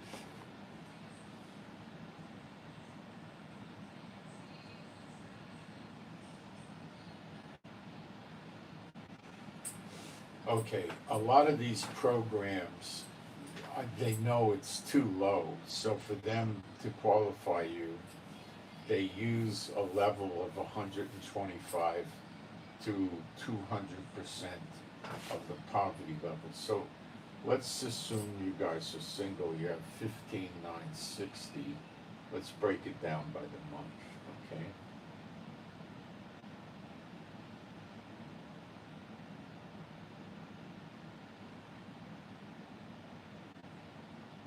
Divide that by 12.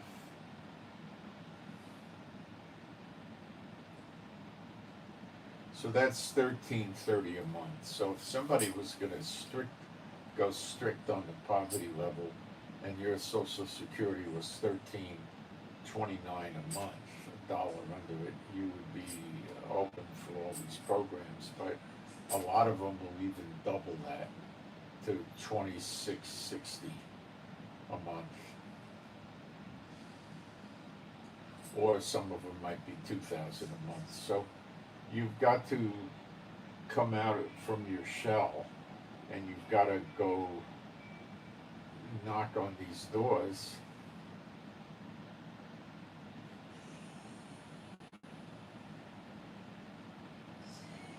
and get these doors to open. And before you do that, you need to know where the doors are, what their email is, what their phone is, what their names are, what they do, what to expect, what to qualify, what they're going to ask you for, how you should answer, what you should say, what you shouldn't say. AI will tell you all that. You don't need to be third or fourth generation welfare. All you need is AI.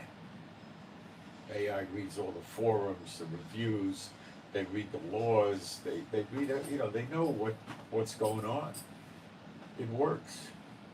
If you're really worried about it, you can get 2 AIs, free ones or pay for them, and you could have both of them do it, compare them, what they say. It'll be rather similar, you'll see. You're not 100% accurate. They'll give you phone numbers that don't work anymore.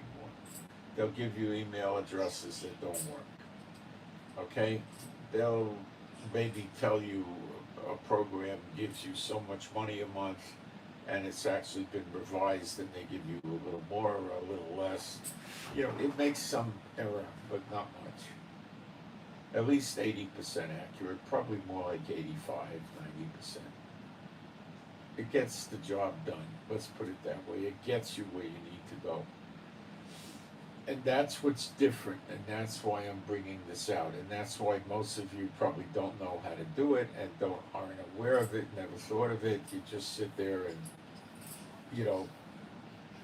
stew in your own juices and wonder and worry if you're going to be homeless, if you're going to get your car repossessed, if you're going to get evicted, if you're going to get sued for not paying bills. And you're dwelling on all the problems, but you're not dwelling on the solutions that are right there, but you don't know about them.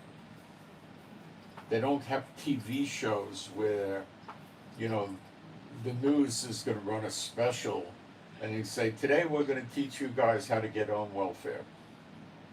Well, they're not ever going to do that. Who's going to pay? What advertiser is going to pay for that? Nobody. Is the government going to hate them for doing that? Oh gosh, yes. The government will hate their guts for that. They'll have a lot of trouble. They'll have a lot of government trouble. No, you've got to learn this stuff. If you don't know it, it's not there for you to use it. Okay?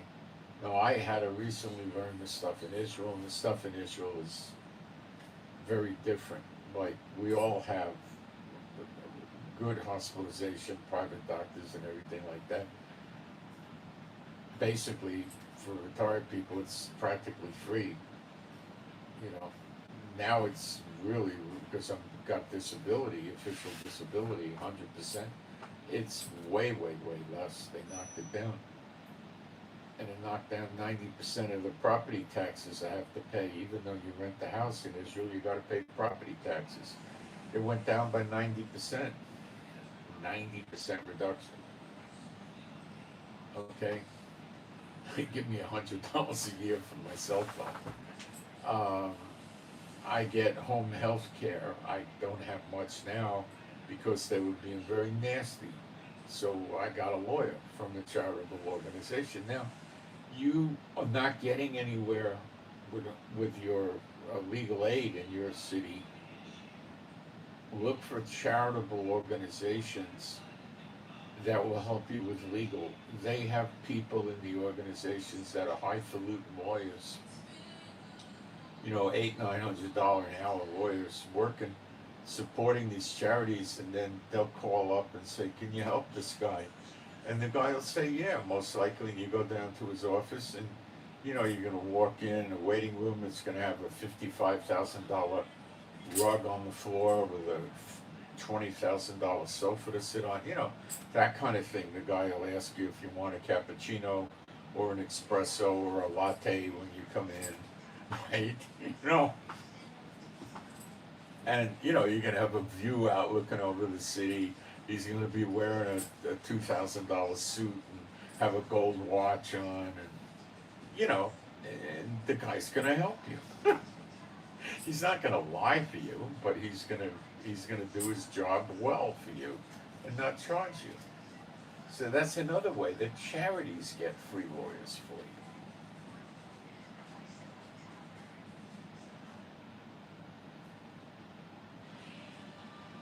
Okay, that works too. You can get free lawyers.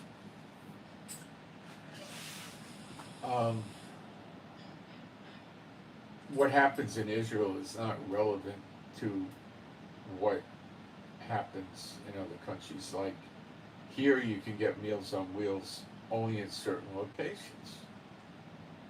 In Israel, in America, it's pretty much going to be, unless you're living in the boondocks, you'll get it.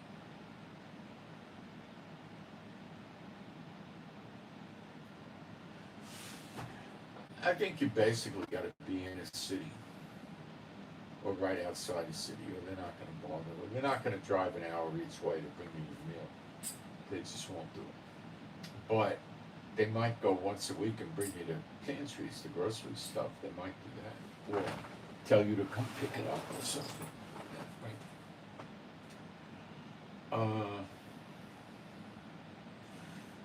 If they tell you to pick it up and you can't pick it up, ask them if they'll pay for a taxi, or do you know somebody that has volunteers where a volunteer will pick it up for me? And a lot of charities have volunteers. You've got to learn to really milk the system,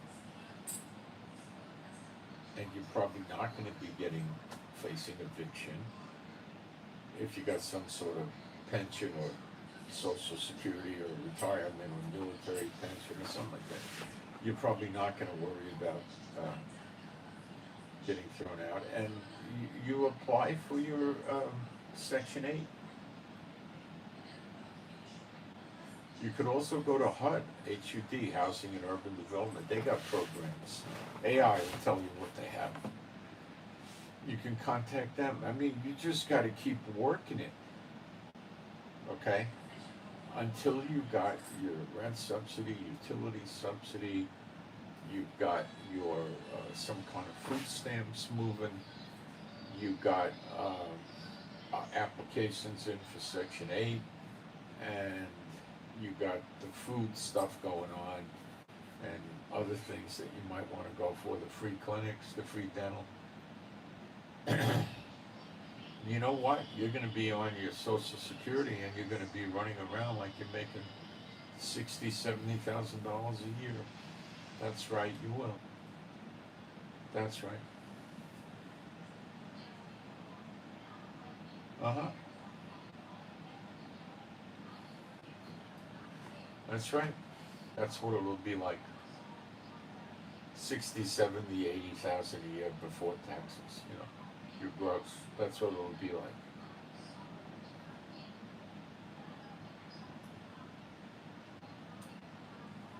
And you won't be worrying like that person sitting there thinking, what am I going to do if I lose my job? How am I going to pay my rent? How am I going to pay my car payment? How am I going to get by? You're not worried about that. You don't have those problems. Everything is automatic. As long as there's a government, you're okay.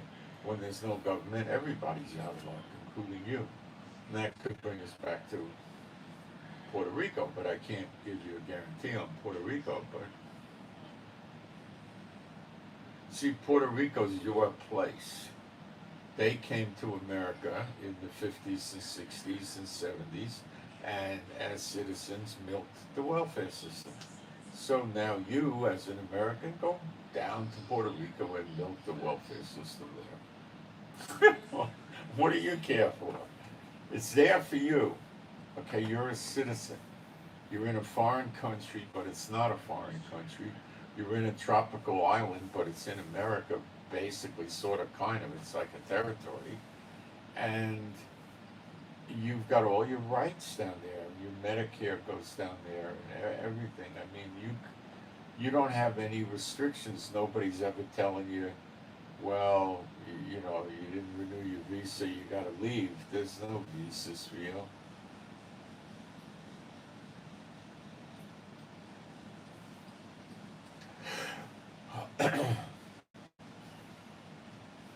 So don't go homeless, guys. Take advantage of these benefits. They're there for people to use. Use it. Don't lie. Don't cheat. Don't fraud them. But be creative. In terms of make sure you know all your rights. There may be rights you have that you don't know about. But you're definitely going to be fitting into the low income categories, I believe. Okay? So in a lot of cases, they'll be counting you at double. So 2660. So if your Social Security is 2,500, you're probably not going to get evicted or anything like that.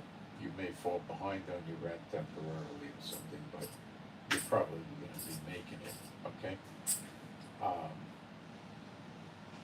But if you're only at 1,100, with the multiplier effect, you're going to be low income and you're going to be able to qualify for a lot of these things. But remember, the Meals on Wheels is not just economic.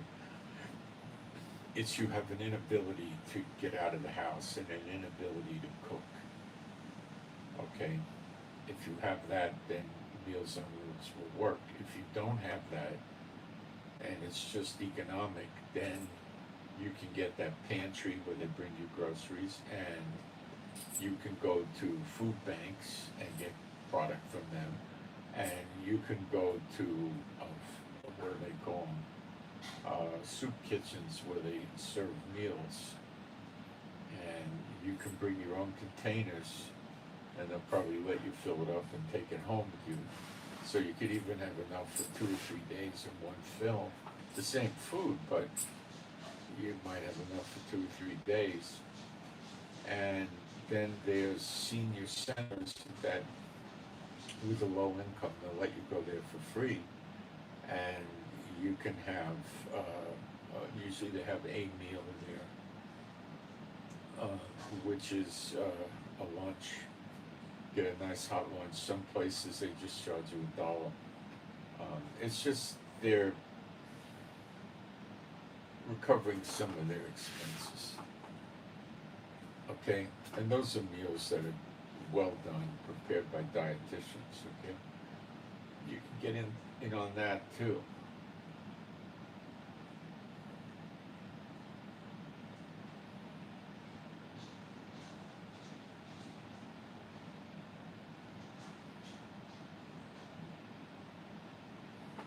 All right, I'm going to do a prayer for us. My Heavenly Father, Jehovah, B'Shem, Yeshua, HaMashiach, I pray for all the true believers in the households, and me and my wife and our animals and pets, that we would be happy, healthy, whole, safe and secure, and your healing and recuperative power would flow through all of us, including the animals and pets, healing as needed. And we would also, and the animals and pets, have strength, stamina, and endurance. And we, the people, would have your peace, safety, protection, the animals protected, of course, too, and your shalom peace for the people, B'Shem Yeshua HaMashiach. And you can agree with that. And I also pray for all the, for me and my wife, all the true believers in their household, to have a place to live if needed. They get a place to live. They get work or job if needed, and these would be good places to live and good work. Okay? And if they need clients and customers for their business, to have that. And then we would all have a good amount of money and extra left over.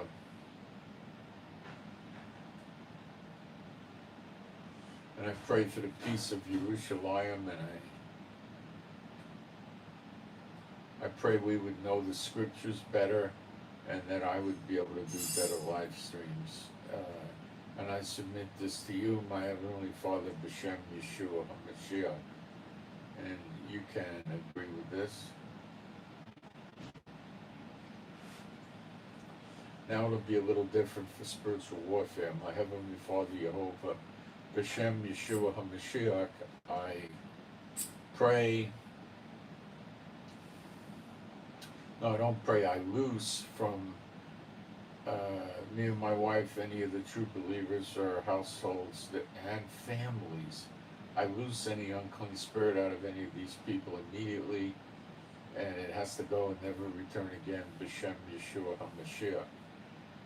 Okay, and you can agree with all of this, even if it's a video, agree with it. And now I'll change it a little bit. My Heavenly Father, Jehovah, B'Shem Yeshua HaMashiach, I pray for me and my wife, all the true believers and our households and families. If there's any evil spiritual warfare directed against any of us, it's cast null and void, no value, no effect forever, shall never change or come back on us in a similar way or the same way forever. B'Shem Yeshua HaMashiach, and you can agree with that. I also pray for me and my wife and all the true believers in their households to have good sleep at night, have no trouble getting to sleep, staying asleep, being asleep, falling asleep, and sleep would be sweet, and they would wake up at a good hour, and they would have no bad dreams or nightmares or upsetting or distressing thoughts. And in addition, no unclean spirit or people that serve unclean spirits shall be able to fool any of us true believers into thinking that they are actually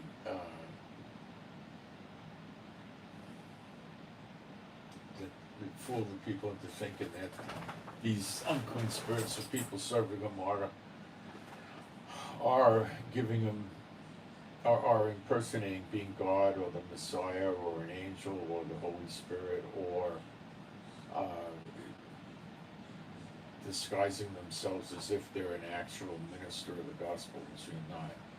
That all of the believers in the households would realize these are lies and they're not true and they're frauds, and see through it and not fall prey to it. And also the unclean spirits and people serving the unclean spirits would not be able to fool these people or give these people any dreams or visions or insights into the scriptures or anything like that.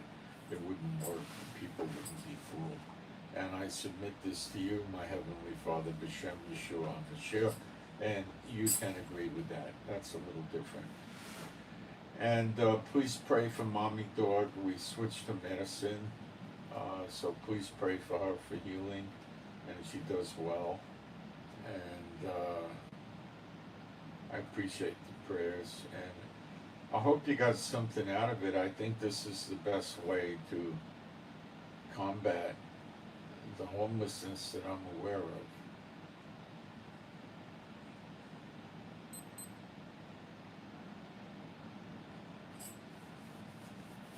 That's it, guys, and I'm out.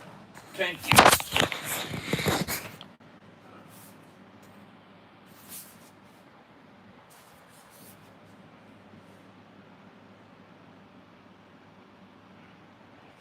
I'm missing